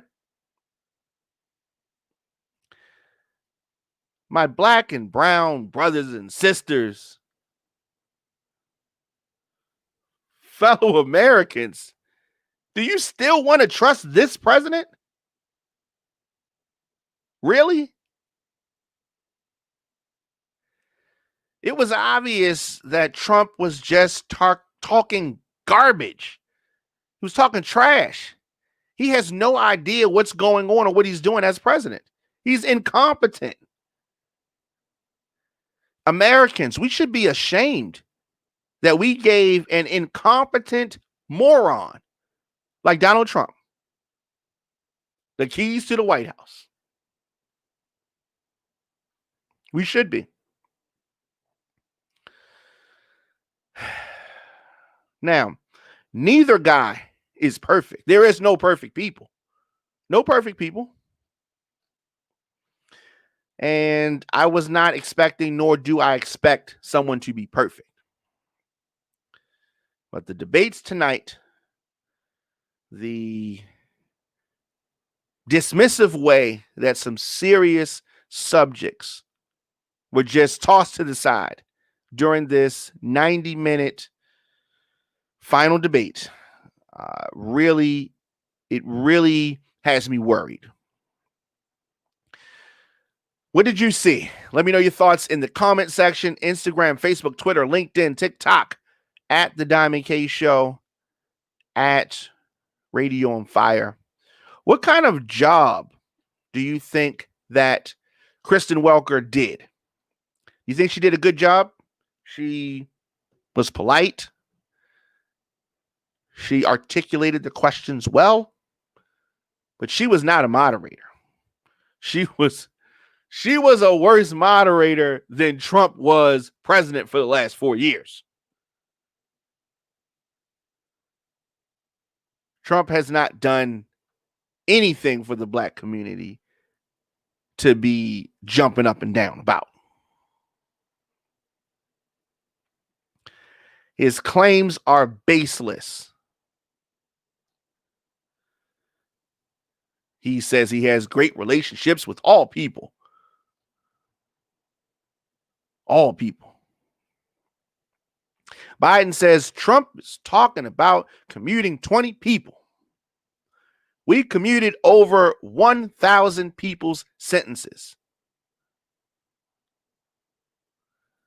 That's what he said. It was a lot. There was a lot. There was a lot to see, and we're definitely going to be talking about this. The U.S. can't locate the parents of more than 500 children. This is something that has been talked about recently. How will you reunite them? President never even tried to answer that question, right? Welker said in one of her few follow-ups, do you have a plan? Trump said, yes, but a lot of kids came without parents. No plan. Trump said that we're trying very hard to find the parents of more than 500 children that were separated at the border. Biden said that these 500 plus kids came with parents. Coyotes didn't bring them over. Their parents did. They were separated from their parents. Come on, man. I mean, we could go on and on. The COVID relief bill, like everything, Trump tried to blame someone else, Nancy Pelosi in this matter. Biden did push back on that. It's one of the few things he pushed back on. COVID relief bill. Kristen Welker said that people in need of the funds from stalled COVID relief bill, Mr. President, why haven't you been able to get them the help they need? His answer, because Nancy Pelosi doesn't want to approve it. I do. But you're the president, she said. No answer. No answer. And Biden talked about what he wants to be called Biden Care. And he wants to make the Affordable Care Act better. And he nicknamed it, dubbed it Biden Care. All right. That's what we saw tonight's second debate between Donald Trump, Joe Biden. President Trump's response about protecting health care and pre-existing conditions while also dismantling the Affordable Care Act. He lies so much, but his mic was cut, thankfully, for his lies. There was a lot of lies. There was a lot of lies. The talks on China, I thought that Biden got the best end of that. And Trump tries every trick in the book, the laptop. Giuliani's name came up at least 2 times. One of my favorite points of the night was when Biden said that he has released 22 years of his own tax returns. You've not released a single solitary year of your tax returns. What are you hiding? Release your tax returns and stop talking about corruption. I thought that was the strongest. That was the strongest point of the night for Joe Biden. He also said, I have not taken a penny from any foreign source ever in my life. Of course, Trump could not say that. He did respond with news about his taxes and when he can release them, said that he prepaid tens of millions of dollars. He sounded like a complete idiot. Trump on his relationship with Kim Jong-un. Having a good relationship with leaders of other countries is a good thing. That's what he said. Said that was a good thing. And Biden talked about we had a good relationship with Hitler before he started doing the stuff he was doing. You know, there was a lot to unpack here. And I thought that if we could have had a stronger moderator, we would have really been able to uncover some things. I can think of 10 people that would have been better than she was. She spent a lot of time getting stuff together. Her makeup was on point, but she didn't bring her moderating voice. She did not bring her moderating voice. I don't know if she has a moderating voice. If she did, I didn't hear it. I didn't hear it. Maybe you heard it because I sure didn't hear it. Of course, I'll be back tomorrow, 7 p.m. here at RadiantFire.com, thediamondkshow.com. I'm glad that it happened. I'm glad that it was not a virtual situation. And it is what it is, 12 days. No more debates. You're just going to see rallies going forward. That's all we're going to see. I guess that's all we deserve because that's all we are going to get. Of course, Radio on Fire is listener-supported internet talk radio and podcasting from our production facilities in Baltimore and Atlanta. We are able to broadcast programs like The Diamond K Show because of our listeners and amazing partners. Partners like D Lifestyle Secrets. Are you a baby boomer? Were you born between 1946 and 1964? Well, more than 71 million Americans are baby boomers. And as you continue to get older, baby boomers want to stay mobile and experience as few aches and pains as possible. DLifestyleSecrets.com helps you do just that. D Lifestyle Secrets provides a blueprint to reduce and or eliminate joint pain by teaching its members to communicate naturally with their bodies. DLifestyleSecrets.com gives baby boomers step-by-step videos and natural recipes, and most importantly, the motivation to re-energize themselves naturally. Visit DLifestyleSecrets.com to join this active community of baby boomers. So tomorrow, as I said, we will be back for more of the program. You want to advertise with Radio on Fire, connecting your message with our engaged audience of over 350,000 listeners and viewers per month. RadioonFire.com/advertise is where you go to get started. You can follow The Diamond K Show on Spotify or your favorite podcast network. New shows drop daily. RadioonFire.com, TheDiamondKShow.com, and you can always support the program via Cash App. That's $ DJ Diamond K. And of course, your donations help us continue to do what we do here on the program. And that's to bring you independent news, progressive opinion on politics, social issues, and entertainment. For booking or media requests, djdiamondk@gmail.com. I will be in the mix on Saturday and Sunday, as well as back tomorrow with the Diamond K Show. Until next time, if you see it, then you can be it. It is all about having vision. It's been real. See you guys tomorrow.